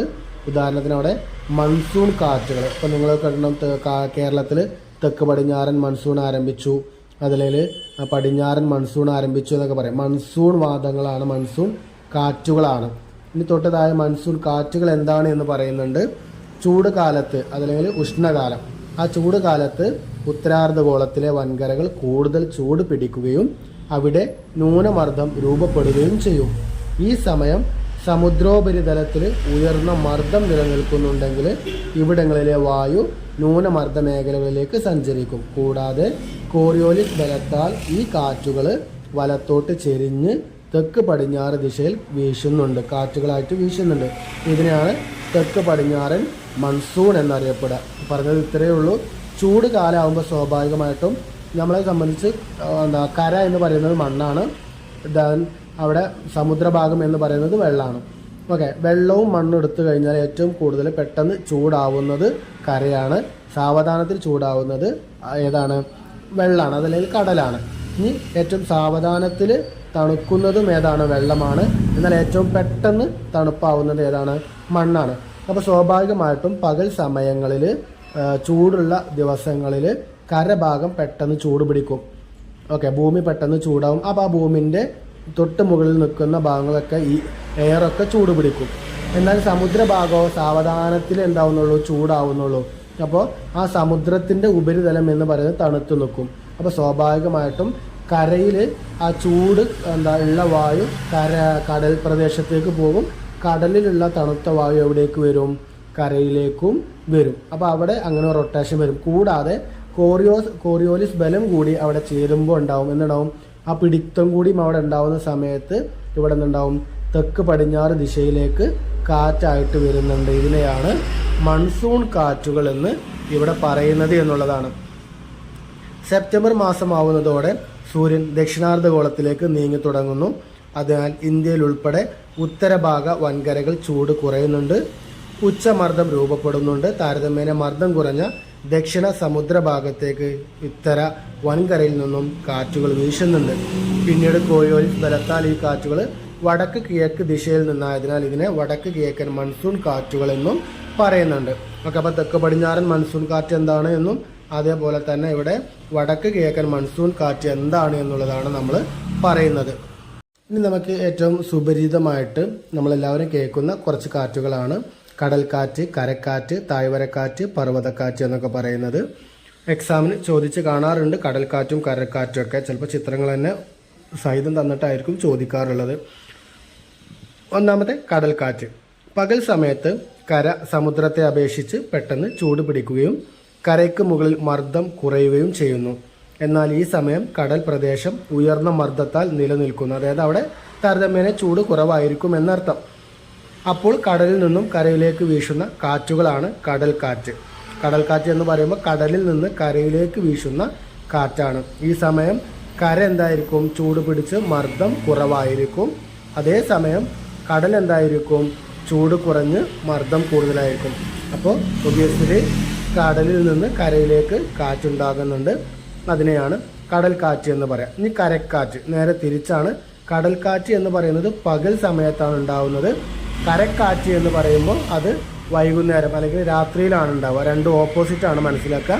കരക്കാറ്റ് എന്ന് പറയുമ്പോൾ രാത്രിയിൽ കര വേഗത്തിൽ തണുക്കുകയും അവിടെ മർദ്ദം കൂടുകയും ചെയ്യുന്നുണ്ട്. എന്നാൽ മർദ്ദം കുറഞ്ഞ കടൽ എന്തുണ്ടാവും? കടൽ പരപ്പിൽ നിന്ന് കാറ്റ് കരയിലേക്ക് വീശുന്നുണ്ടാവും. ഓക്കെ, അപ്പോൾ അതിനെയാണ് ഇവിടെ കരക്കാറ്റ് എന്ന് പറയാം. ഓക്കെ, ഒന്ന് കടൽക്കാറ്റാണ്, രണ്ടാമത്തേത് കരക്കാറ്റാണ്. കടൽക്കാറ്റ് എന്ന് പറയുമ്പോൾ പകൽ സമയത്ത് സമുദ്രത്തെ അപേക്ഷിച്ച് പെട്ടെന്ന് ചൂട് പിടിക്കുകയും കരയ്ക്ക് മുകളിൽ മർദ്ദം കുറയുകയും ചെയ്യുന്നുണ്ട്. ആ സമയം കടൽ പ്രദേശം ഉയർന്ന മർദ്ദത്തിൽ നിൽക്കുന്നു. അപ്പോൾ കടലിൽ നിന്ന് കരയിലേക്ക് വീശുന്ന കാറ്റുകളാണ് എന്നാണ് പറയുന്നത്. ഇവിടെ നിന്നാണ് രാത്രിയിൽ കര വേഗത്തിൽ തണുക്കുകയും അവിടെ മർദ്ദം കൂടുകയും ചെയ്യുന്നു. എന്നാൽ മർദ്ദം കുറഞ്ഞ കടൽ പരപ്പിൽ നിന്നും സ്വാഭാവികമായിട്ട് എന്തുണ്ടാവും? കരയിലേക്ക് കാറ്റ് വീശും. ഈ രണ്ടും കരയിലേക്കാണ് കാറ്റ് വരുന്നത്. കാരണം അവിടെ തിരമാലകളുടെ ഒരു പ്രോസസ്സ് ഉള്ളതുകൊണ്ട് എന്തുണ്ടാവും? കാറ്റിനെ തള്ളിവിടുകയാണ് ചെയ്യുന്നത് എന്നുള്ളതാണ്. ദെൻ താഴ്വരക്കാറ്റ്. പകൽ സമയം പർവ്വത മേഖല അല്ലെങ്കിൽ പർവ്വത ചെരുവിലെ വായു സൂര്യരശ്മികളിലായിട്ട് എന്തുണ്ടാവും? ചൂടാവും. ഇത് താഴ്വരയിൽ നിന്നും പർവ്വത ചെരുവിലൂടെ മുകളിലേക്ക് കാറ്റ് വീശാൻ ഇടയാവുന്നു. ഇപ്പോൾ നമുക്കറിയാം രണ്ട് മലയിടുക്കുകളൊക്കെ ഉണ്ട് എന്നുണ്ടെങ്കിൽ ആ താഴ്വരകൾ എന്നുണ്ടാവും. ആ മലയിടുക്കിൻ്റെ സെൻട്രൽ ഭാഗം ഒരു താഴ്വരയേക്കരം. ആ താഴ്വരയിൽ നമുക്ക് കൂടുതൽ കാറ്റ് ഫീലാവും. സ്വാഭാവികമായിട്ടും വായുവിന് സഞ്ചരിക്കാനും വേറെ പ്രദേശങ്ങളൊന്നും ഉണ്ടാവില്ല, വേറെ ഇടങ്ങളുണ്ടാവില്ല. അപ്പോൾ സ്വാഭാവികമായിട്ടും ആ ചെരുവിലൂടെ, പർവ്വതത്തിൻ്റെ ചെരുവിലൂടെ മുകളിലേക്ക് ഉയർന്നു പൊങ്ങുന്ന കാറ്റിനെയാണ് അവിടെ താഴ്വര കാറ്റ് എന്ന് പറയാം. ദെൻ പർവ്വതക്കാറ്റ്, രാത്രി കാലങ്ങളിൽ പർവ്വത ചെരുവിലെ വായു സങ്കോചിച്ച് ഇറങ്ങും. അതല്ലെങ്കിൽ എന്താണ്, അവിടെ മർദ്ദം കൂടി താഴ്ന്നിറങ്ങുന്നതിനാൽ പർവ്വത മുകളിൽ നിന്നും ചെരുവിലൂടെ താഴ്വരയിലേക്ക് വരുന്ന കാറ്റിനെയാണ് പർവ്വതക്കാറ്റ്. ഒന്നെന്താണ്, വായുവിൻ്റെ ആ ചൂടാണ്, സൂര്യരശ്മികൾ തട്ടുമ്പോൾ വായു ചൂടായിട്ട് ആ പർവ്വതത്തിൻ്റെ ചെരുവിലൂടെ ഉയർന്നു പൊങ്ങുന്ന കാറ്റിനെയാണ് അവിടെ താഴ്വരക്കാറ്റ് എന്ന് പറയാം. ഇനി എന്തുണ്ടാവും, രാത്രി കാലമാവുമ്പോൾ അത് തണുത്തുകാണ്ട് അതേ പർവ്വത ചെരുവിലൂടെ താഴ്ഭാഗത്തേക്ക് വരുന്ന കാറ്റിനെയാണ് അവിടെ പർവ്വതക്കാറ്റ് എന്നും പറയുന്നത്. പിന്നീട് നമ്മളവിടെ പറഞ്ഞ ആ കാറ്റിൻ്റെ കാര്യങ്ങളിൽ പറഞ്ഞ പ്രാദേശിക വാദങ്ങൾ എന്നുള്ളതാണ് പറഞ്ഞത്. അല്ല, അപ്പോൾ ആ പ്രാദേശിക വാദങ്ങൾ എന്ന് പറയുന്നിടത്ത് ലു, ചിനൂക്ക്, ഫൊൻ, ഹെർമാറ്റർ, മാംഗോ ഷവൈസ് എന്ന് പറയുന്ന ഒരു 5 കാറ്റിനെ പറഞ്ഞു. ഇതും എക്സാമിന് ചോദിക്കാറുണ്ട്. അപ്പോൾ അതിലുള്ള ഓരോന്നും നമ്മൾ പറയുന്നുണ്ട്. ലു എന്ന് പറയുന്ന കാറ്റ് ഉത്തരേന്ത്യൻ സമതലങ്ങളിലാണ് ഈ കാറ്റ് വീശാറുള്ളത്. അതിൻ്റെ ഒരു സ്വഭാവം എന്ന് പറയുന്നത് ഒരു വരണ്ട ഉഷ്ണക്കാറ്റാണ്. നമുക്കുണ്ടാകുന്നുണ്ട് ഏകദേശം ഒരു ഏപ്രിൽ മെയ് മാസങ്ങളിലൊക്കെ ഉണ്ടാകും ചൂട് പിടിച്ചൊരു കാറ്റ്. ശരീരത്തിലൊക്കെ തട്ടുമ്പോൾ തന്നെ നമുക്കറിയാം നമ്മുടെ ശരീരത്തിലുള്ള നീരാവിയൊക്കെ പോയി ചുണ്ടും മുഖമൊക്കെ ആകെ വരണ്ട് നിൽക്കുന്നൊരു കാറ്റുണ്ടാകലുണ്ട്. അതേപോലത്തെ ഒരു കാറ്റാണ് ലു എന്ന് പറയുന്നത്. ഉത്തരേന്ത്യയിലാണ് ഉണ്ടാവാറുള്ളത് എന്നുള്ളതാണ്. രണ്ടാമത്തെ കാറ്റാണ് ചിനൂക്ക്. വടക്കേ അമേരിക്കയിലെ റോക്കി പർവ്വതത്തിൻ്റെ കിഴക്കേ ചെരുവിലാണ് ഇത് വീശുന്നത്. പർവ്വത ചെരുവിലെ മഞ്ഞുരുങ്ങുന്ന വരണ്ട കാറ്റ്, അതിൽ ആ വടക്കേ അമേരിക്കയിലെ പർവ്വതത്തിൽ ഉറഞ്ഞു നിൽക്കുന്ന മഞ്ഞ് മലകളെ, ആ മഞ്ഞിനെ ഉരുക്കാൻ വേണ്ടിങ്ങാണ്ട് വരുന്ന പ്രകൃതിദത്തമായിട്ടുള്ളൊരു കാറ്റാണ് ചിനൂക്ക് എന്ന് പറയുന്നത്. മൂന്നാമത്തെയാണ് ഫൊൻ. യൂറോപ്പിലെ ആൽപ്സ് പർവ്വത ചെരുവിലൂടെ വീശുന്ന കാറ്റാണ് ഫൊൻ എന്ന് പറയുന്നത്. പർവ്വത ചെരുവിൽ സമ്മർദ്ദത്താൽ ചൂടാകുന്ന ഈ കാറ്റ് തണുപ്പിൻ്റെ കാഠിന്യം കുറക്കും. ഓക്കെ, അവിടെ നിന്നാണ് അവിടെ പൊതിഞ്ഞു നിൽക്കുന്ന ഐസുകളൊക്കെ ഇല്ലാതാക്കി, അല്ലെങ്കിൽ മഞ്ഞുകട്ടകളൊക്കെ ഇല്ലാതാക്കി അവിടെ നിൽക്കുന്ന ആ തണുപ്പിൽ നിന്ന് കുറച്ചെങ്കിലും ഒരു ചൂട് ഭാഗം ആയിക്കൊണ്ട് അതിന് ഒരു സംരക്ഷണം കൊടുക്കുന്നുണ്ട് എന്നുള്ളതാണ് പറയുന്നത്. ദെൻ ഹെർമാറ്റർ എന്ന് പറയുന്ന കാറ്റ് ആഫ്രിക്കയിലെ സഹാറ മരുഭൂമിയിൽ വീശുന്ന കാറ്റാണ് ഹെർമാറ്റർ എന്ന് പറയുന്നത്. പടിഞ്ഞാറൻ ആഫ്രിക്കയിലെ അസുഖകരമായ കാലാവസ്ഥയ്ക്ക് ആശ്വാസം നൽകുന്ന ഒരു കാറ്റാണ് ഏത്, ഈ ഹെർമാറ്റർ എന്ന് പറയുന്നത്. ദെൻ മാംഗോ ഷവൈസ് എന്ന് പറയുന്ന കാറ്റ് ദക്ഷിണേന്ത്യ, എസ്പെഷ്യലി തമിഴ്നാട് ഭാഗങ്ങളിലേക്ക് വരുന്ന ഒരു കാറ്റാണ് മാംഗോ ഷവൈസ് എന്ന് പറയുന്നത്. ഉഷ്ണകാലത്ത് മാമ്പഴം പഴുക്കുന്നതിനും പൊഴിക്കുന്നതിനാലൊക്കെയാണ് ഇതിന് ഈ പേര് വരുന്നത് എന്നുള്ളതാണ്.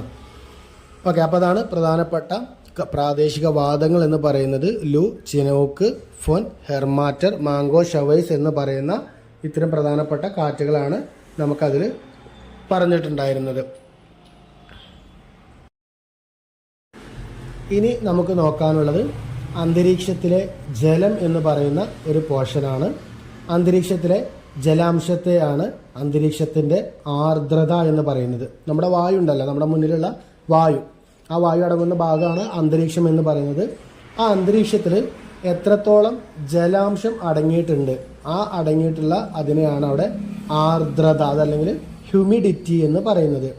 അന്തരീക്ഷത്തിലേക്ക് അടങ്ങിയിരിക്കുന്ന ജലബാഷ്പത്തിൻ്റെ യഥാർത്ഥ അളവിനെയാണ് കേവല ആർദ്രത എന്ന് പറയുന്നത്. ഇപ്പോൾ നമ്മൾ അതിനൊരു പോർഷൻ എടുക്കുകയാണ്. ഇപ്പോൾ നമ്മൾ വായുവിലേക്കൊരു ജസ്റ്റ് ഒരു ഡിഷ്, അതിലൊരു പാത്രം വെച്ചു, ആ പാത്രത്തിൽ എത്ര വായുണ്ട്, ആ വായുവിൽ, ആ കറക്റ്റായിട്ട് എടുത്തിട്ടുള്ള ആ വായുവിൽ എത്രത്തോളം ഹ്യൂമിഡിറ്റി ഉണ്ട് എന്നുണ്ടെങ്കിൽ അതിനെന്തുണ്ടാവും, കേവല ആർദ്രത എന്നുള്ള പേരിലാണ് അറിയപ്പെടുന്നത്. അന്തരീക്ഷം പൂർണ്ണമായിട്ടും ജലപൂരിതമാകുന്ന അവസ്ഥയെയാണ് പൂരിതാവസ്ഥ എന്ന് പറയാം. മഴയൊക്കെ പെയ്യുന്ന സമയത്ത് അന്തരീക്ഷം എന്തുണ്ടാവും, മുഴുവനായിട്ടും ജലബാഷ്പത്താൽ നിറഞ്ഞു നിൽക്കും. അപ്പോൾ അതിനെയാണ് പൂരിതാവസ്ഥ എന്ന് പറയാം. അങ്ങനെ പൂരിതാവസ്ഥ ഉണ്ടാകുമ്പോൾ അവിടെ നിന്നുണ്ടാവും ചൂട് കുറവായിരിക്കും, മറിച്ച് തണുപ്പ് കൂടുതലായിരിക്കും എന്നുള്ളതാണ്. അന്തരീക്ഷം പൂരിതാവസ്ഥ ആകുന്നതോടെ ഘനീകരണം നടക്കും. ഘനീകരണം, കണ്ടൻസേഷൻ എന്ന് പറയുന്ന ഒരു പരിപാടിയാണ് അന്തരീക്ഷം. ഇപ്പം നമുക്കറിയാം, നമ്മളൊരു ഗ്ലാസ് ടൈപ്പ് ഒരു ചില്ല് ഗ്ലാസ് എടുത്തു, അതിലേക്ക് നിങ്ങൾ എന്തുണ്ടാവുക, ഒരു തണുത്ത വെള്ളക്കം ഒഴിച്ചു കഴിഞ്ഞാൽ അതിൻ്റെ പുറം ഭാഗത്ത് ഉണ്ടാവാറുണ്ട് ഒരു, നമുക്ക് വിരൽ കൊണ്ടൊക്കെ ഇങ്ങനെ എഴുതാറുണ്ട് കുട്ടികൾ. അതല്ല എന്നുണ്ടെങ്കിൽ നമ്മൾ മഴക്കാലത്ത് കാറിൽ സഞ്ചരിക്കുമ്പോൾ കാറിൻ്റെ ഗ്ലാസ് ടൈപ്പിൽ എന്നിട്ട് വിരൽ വെച്ചങ്ങനെ എഴുതാറുണ്ടല്ലോ, അങ്ങനത്തെ ഉണ്ടാകുന്നതൊക്കെയാണ് കണ്ടൻസേഷൻ എന്ന് പറയുന്നത്. ഒക്കെ അന്തരീക്ഷ പൂരിതാവസ്ഥ ആകുന്നതോടുകൂടി ഘനീകരണം അവിടെ സംഭവിക്കുന്നുണ്ട് എന്നുള്ളതാണ് പറയുന്നത്. ഘനീകരണം ഉണ്ടാകുമ്പോൾ അവിടെ ഉണ്ടാകുന്ന ഊഷ്മാവിനെ ഹിമാങ്കം എന്നാണ് പറയുക. ഓക്കെ, അപ്പോൾ നമ്മൾ നേരത്തെ പറഞ്ഞ ആ കാറിൽ പോകുമ്പോൾ ആ ഒരു തണുപ്പടിക്കുമ്പോൾ അവിടെ ഉണ്ടാകുന്ന ആ ഒരു ഫോഗ്, ചെറുതായിട്ടുണ്ടാകുന്ന ആ ഒരു പുകമറുണ്ട്, അതിനെയാണ് അവിടെ പറയുന്നത് ഹിമാങ്കം എന്നുള്ള പേരിലാണ് അത് അറിയപ്പെടുന്നത് എന്നുള്ളതാണ്. അന്തരീക്ഷത്തിൻ്റെ ആകെ ജലാകിരണ ശേഷിയുടെ എത്ര ശതമാനമാണ് നിലവിൽ അന്തരീക്ഷത്തിലുള്ളത് എന്നതിനെ ആപേക്ഷിക ആർദ്രത എന്നാണ് പറയുന്നത്. അന്തരീക്ഷ ആർദ്രത അളക്കുന്നത് ഹൈഗ്രോമീറ്റർ എന്നുള്ളതാണ്. White and dry bulb thermometer എന്നുള്ള പേരിലും അറിയപ്പെടാറുണ്ട്. അതൊന്ന് ഓർത്തു വെച്ചേക്കുക. അന്തരീക്ഷ ആർദ്രത അളക്കുന്ന ഉപകരണമാണ് ഹൈഗ്രോമീറ്റർ എന്ന് പറയുന്നത്. ആ അന്തരീക്ഷ ആർദ്രത അതിന് പറയുന്ന ശതമാനം എത്രയാണ് എന്നുള്ളതിനെയാണ്, അല്ലെങ്കിൽ അന്തരീക്ഷത്തിൻ്റെ ആകെ ജലാകിരണ ശേഷിയുടെ എത്ര ശതമാനമാണ് അതിൽ വെള്ളം ഉള്ളത് എന്നുള്ളത് അതിനെയാണ് ആപേക്ഷിക ആർദ്രത എന്ന് പറയുന്നത്.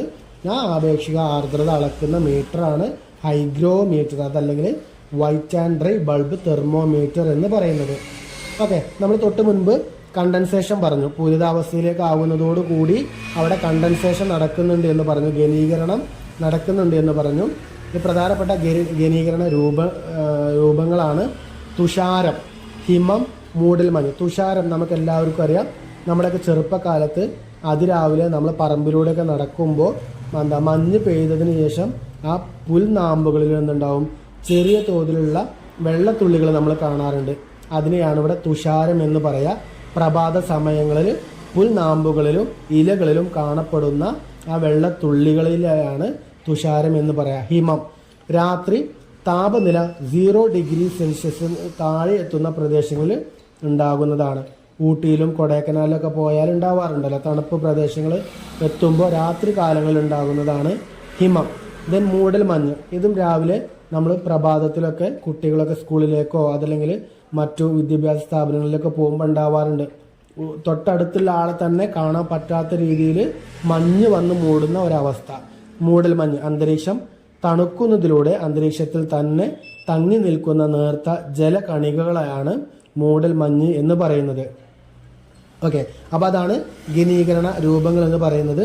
പിന്നെ ഒന്ന് വരുന്നതുണ്ട് മേഘങ്ങൾ എന്നാണ്. അന്തരീക്ഷത്തിൻ്റെ ഉയർന്ന തലങ്ങളിൽ നേർത്ത പൊടിപടലങ്ങളെ ചുറ്റി ഘനീകരണം നടക്കുന്നതിലൂടെ ഉണ്ടാകുന്നതാണ് മേഘങ്ങൾ എന്ന് പറയുന്നത്. മേഘങ്ങൾ പ്രധാനമായിട്ടും 4 എണ്ണാണ്. സിറസ്, സ്ട്രാറ്റസ്, ക്യുമുലസ്, നിംബസ് എന്നിങ്ങനെ 4 തരത്തിലുള്ള മേഘങ്ങളാണ് ഉണ്ടാവാറുള്ളത്. ഇത് ചോദിക്കാറുണ്ട്. സിറസ് എന്ന് പറഞ്ഞാൽ തെളിഞ്ഞ അന്തരീക്ഷത്തിൽ ഏറ്റവും മുകളിലായിട്ട് തൂവലുകൾ പോലെ ഉണ്ടാവുന്ന ചെറിയ ചെറിയ ലെയറേക്കാരം ഉണ്ടാവുക. ഒറ്റ നമ്മളിപ്പോൾ ഒരു വെള്ളം എടുത്താണ് നമ്മൾ മുറ്റത്തേക്ക് ഇങ്ങോട്ട് തൂക്കുമ്പോൾ അല്ലെങ്കിൽ പാരുമ്പോൾ ഉണ്ടാവുന്നൊരു ആകൃതി പോലെ ഉണ്ടാവുന്ന മേഘങ്ങളുണ്ട്. നമ്മൾ വലിച്ചെറിഞ്ഞാൽ കിട്ടുന്നൊരാകൃതി ഉണ്ടല്ലോ, ചുമരിലേക്കൊക്കെ ഇപ്പോൾ നമ്മളെന്തുണ്ടാവും എന്തെങ്കിലും ഒരു കറിപ്പാത്രം അതിലൊരു പെയിൻറ്റ് ബക്കറ്റ് ചുമരിലേക്ക് ഇങ്ങോട്ട് വലിച്ചെറിഞ്ഞാലുണ്ടാവും അവിടെ ഉണ്ടാകുന്നൊരാകൃതി. അതേപോലെ ആകാശത്ത് കാണുന്ന മേഘങ്ങളെയാണ് ഇവിടെ സിറസ് എന്ന് പറയുന്നത്. സ്ട്രാറ്റസ് എന്ന് പറയുന്നത് കനത്ത പാളികളായിട്ട് കാണപ്പെടുന്നതാണ്. അത്യാവശ്യം കട്ടിയുള്ള ലോങ് ആയിട്ടൊക്കെ കാണപ്പെടുന്ന, അറ്റമില്ലാതെ കാണപ്പെടുന്നതിനെയാണ് സ്ട്രാറ്റസ് എന്ന് പറയുന്നത്. ക്യുമുലസ് എന്ന് പറഞ്ഞാൽ കൂറ്റൻ പഞ്ഞിക്കെട്ടുകളായിട്ട് കാണപ്പെടും. നല്ല വെളുത്ത് തുടുത്ത പഞ്ഞിക്കെട്ട് പോലെ ഇങ്ങനെ ആകൃതികളായിട്ട് ഇങ്ങനെ കാണാറുണ്ട്. ചിലപ്പോൾ അത് വലുതാവാം, ചിലപ്പോൾ ചെറുതാവാം. എന്തായാലും ഉണ്ടാവും നമുക്കങ്ങനെ ഒരു എന്തെന്നില്ലാത്തൊരു ഇഷ്ടം തോന്നും ആ ഒരു മേഘത്തെ നമുക്ക് കാണുമ്പോൾ. അത്രയും നല്ലൊരു സോഫ്റ്റ്നെസ്സും നല്ലൊരു ബ്യൂട്ടിഫുൾ ആയിട്ടാണ് അത് ഉണ്ടാവാറുള്ളത് എന്നുള്ളതാണ്. ദെൻ നിംബസ്, ഇരുണ്ട മഴ മേഘങ്ങളാണ്. മഴ പെയ്യാനാകുമ്പോൾ അല്ലെങ്കിൽ മഴ ഉണ്ടാകാനാകുന്ന അവസരത്തിൽ ആകാശത്ത് കാണുന്ന കറുത്ത ഇരുണ്ട മേഘത്തെയാണ് ഇവിടെ എന്ത് പറയുന്നത്, നിംബസ് എന്ന് പറയുന്ന മേഘം എന്ന് പറയുന്നത്. ദെൻ വർഷണം, മഴ ജലത്തുള്ളികളുടെ രൂപത്തിൽ ഭൂമിയിൽ പതിക്കുന്ന സാധാരണ വർഷണമാണ് ഇവിടെ മഴ എന്നുള്ളത് കൊണ്ട് ഉദ്ദേശിക്കുന്നത്. മഞ്ഞ് വീഴ്ച, താപനില 0 ഡിഗ്രി സെൽഷ്യസിന് താഴെയാകുമ്പോൾ നീർത്ത ഹിമപ്പരപ്പുകളിലൂടെ രൂപത്തിൽ ഭൂമിയിൽ എത്തുന്നതിനെയാണ് മഞ്ഞ് വീഴ്ച എന്ന് പറയുന്നത്. പിന്നെ നമുക്കറിയാവുന്ന ഒന്നാണ് ആലിപ്പഴം. മേഘത്തിൽ നിന്നും വരുന്ന ജലകണികകൾ വിവിധ തലങ്ങളിൽ വെച്ച് തണുത്ത് അന്തരീക്ഷ പാളികളിലൂടെ ഇടയിലൂടെ കടന്നു വരികയും അവ തണുത്ത് ഉറഞ്ഞ് മഞ്ഞുകട്ടകളുടെ രൂപത്തിൽ ഭൂമിയിലെത്തുകയും ചെയ്യുന്ന പ്രതിഭാസത്തെയാണ് ആലിപ്പഴം എന്ന് പറയുന്നത്. ദെൻ പ്രധാനപ്പെട്ട ഒരു ഭാഗമാണ് ഇനി പറയാനുള്ളത്. പർവ്വതവൃഷ്ടി, ശൈലവൃഷ്ടി, സംഹനവൃഷ്ടി, തീരദേശവൃഷ്ടി എന്ന് പറയുന്ന വ്യത്യസ്ത തരത്തിലുള്ള മഴ ആണ് ഇവിടെ പറയുന്നത്. അതിലൊന്നാമത്തെയാണ് പർവ്വതവൃഷ്ടി അതല്ലെങ്കിൽ ശൈലവൃഷ്ടി എന്ന് പറയുന്നത്. ഈർപ്പം വഹിക്കുന്ന കാറ്റ് പർവ്വത ചെരുവിൽ തട്ടി ഉയർത്തപ്പെട്ട് ഘനീഭവിച്ച് മേഘമാവുകയും അവ മഴയായി മാറുകയും ചെയ്യുന്ന പ്രതിഭാസമാണ് പർവ്വത വൃഷ്ടി എന്ന് പറയുന്നത്. എങ്ങനെയാണ്? അന്തരീക്ഷത്തിൽ ഉണ്ടാകുന്ന ഈർപ്പം, ഈ ഈർപ്പം എന്തുണ്ടാവും? ഈർപ്പം കാറ്റിൻ്റെ സഹായത്താൽ ഇങ്ങനെ പരന്ന് നടക്കും അല്ലെങ്കിൽ പാറി നടക്കും. ഇവ എന്തുണ്ടാവും? പർവ്വത ചെരുവിലൂടെ തട്ടി അത് ഉയരുമ്പോൾ സ്വാഭാവികമായിട്ടും ഈർപ്പം ഉള്ള വായു ആകുമ്പോൾ എന്തുണ്ടാവും? അത് പൊങ്ങി മുകളിലേക്ക് പോകുമ്പോൾ സ്വാഭാവികമായിട്ടും ചൂടും തണുപ്പും ഒരേപോലെ ആയി അത് തണുപ്പിലേക്ക് മാറാൻ തുടങ്ങുന്ന സമയം അവിടെ കണ്ടൻസേഷൻ, ഘനീകരണം ഉണ്ടാവും. ആ ഘനീകരണം ഉണ്ടാകുമ്പോൾ സ്വാഭാവികമായിട്ടും അതിലെന്തുണ്ടാവും? പൊടിപടലങ്ങളും കാര്യങ്ങളൊക്കെ ആയിട്ടെങ്ങാണ്ട് ഘനീഭവിക്കുമ്പോൾ അതെന്തുണ്ടാവും? മേഘമായിട്ട് മാറും. ആ മേഘം അതൊരു നിംബസ് മേഘമായി മാറുകയും അതിലൂടെ മഴയുണ്ടാവുകയും ചെയ്യും. അതിനെയാണ് ഇവിടെ പർവ്വത വൃഷ്ടി അതല്ലെങ്കിൽ ശൈലവൃഷ്ടി എന്നുള്ളത് കൊണ്ട് ഉദ്ദേശിക്കുന്നത്. ദെൻ രണ്ടാമത്തെയാണ് സംവഹന വൃഷ്ടി എന്ന് പറയുന്നത്. ഉഷ്ണമേഖലയിൽ ഉയർന്ന ചൂട് കാരണം വായു വികസിച്ച് മഴമേഘങ്ങളാവുകയും ഉച്ചയ്ക്ക് ശേഷം മഴ പെയ്യുന്നതുമായിട്ടുള്ള അവസ്ഥയാണ് സംവഹന വൃഷ്ടി എന്ന് പറയുന്നത്. അതിൽ കൺഫ്യൂഷനൊന്നുമില്ല. ദെൻ തീരദേശ വൃഷ്ടി. സമുദ്ര ഉപരിതലത്തിലെ വായു കരയിലെ വായുവുമായി തീരദേശങ്ങളിൽ സന്ധിക്കുകയും ഉഷ്ണവായു മുകളിലേക്ക് ഉയരുകയും ഘനീഭവിച്ച് മഴയായി പെയ്യുകയും ചെയ്യുന്നു. ഓക്കെ, ഇവിടെ എങ്ങനെയാണ്? സമുദ്രോപരിതലം, ഓക്കെ, കരയെ സംബന്ധിച്ചിടത്തോളം ചൂട് കുറവായിരിക്കും. അപ്പോൾ അവിടെ എന്ത് കൂടുതലായിരിക്കും? മർദ്ദം കൂടുതലായിരിക്കും. ഇനി കരഭാഗം എന്തുണ്ടാവും? അവിടെ ന്യൂനമർദ്ദമായിരിക്കും. അതിൽ സാധാരണ മർദ്ദം കുറവായിരിക്കും, ചൂട് കൂടുതലായിരിക്കും. അപ്പോൾ ചൂട് കൂടുതലുള്ള കരയിലുള്ള വായു കടലിലേക്കും പോവും, കടലിലുള്ള ചൂട് കുറഞ്ഞ വായു കരയിലേക്കും വരും. ഈ രണ്ട് വായുവുകളും ഈ ഒരു ഏതെങ്കിലും അങ്ങോട്ടും ഇങ്ങോട്ടും ഇങ്ങനെ വന്നുകൊണ്ടിരിക്കുകയാണ്. സ്വാഭാവികമായിട്ടും കടലിൽ നിന്ന് കരയിലേക്കും കരയിൽ നിന്ന് കടലിലേക്കും വായു സഞ്ചരിച്ചുകൊണ്ടിരിക്കും. അപ്പോൾ സ്വാഭാവികമായിട്ടും എന്ത് ചെയ്യും? ഈ രണ്ട് കാറ്റുകളും തമ്മിൽ പരസ്പരം കൂട്ടിമുട്ടുന്ന ഒരിടം വരും. അങ്ങനെ വരുന്ന സമയത്ത് എന്തുണ്ടാവും? ഇവ രണ്ടും മിക്സായിട്ട് അതിൽ ചൂട് കൂടിയ വായു എവിടേക്ക് ഉയരും? ഉയരങ്ങളിലേക്ക് ഉയരും, അതിൽ മുകളിലേക്ക് ഉയരും. ചൂടുവായു മുകളിലേക്ക് ഉയരും. ആ ഉയരുന്ന വായു സ്വാഭാവികമായിട്ടും നമുക്കറിയാം മുകളിലേക്ക് പോകും തോറും നമ്മൾ ഒരന്തരീക്ഷത്തിൽ ചൂട് കുറയുന്ന ഭാഗത്തും. അപ്പോൾ ഈ ചൂട് കൂടിയ വായു മുകളിലേക്ക് ഇങ്ങനെ പോകുമ്പോൾ അത് തണുപ്പ് കുറഞ്ഞ് ഇങ്ങനെ വരും, അല്ലെങ്കിൽ ആ ചൂട് കുറഞ്ഞിങ്ങനെ വരും, തണുപ്പ് കൂടി വരും. അങ്ങനെ അവിടെ എന്താവും?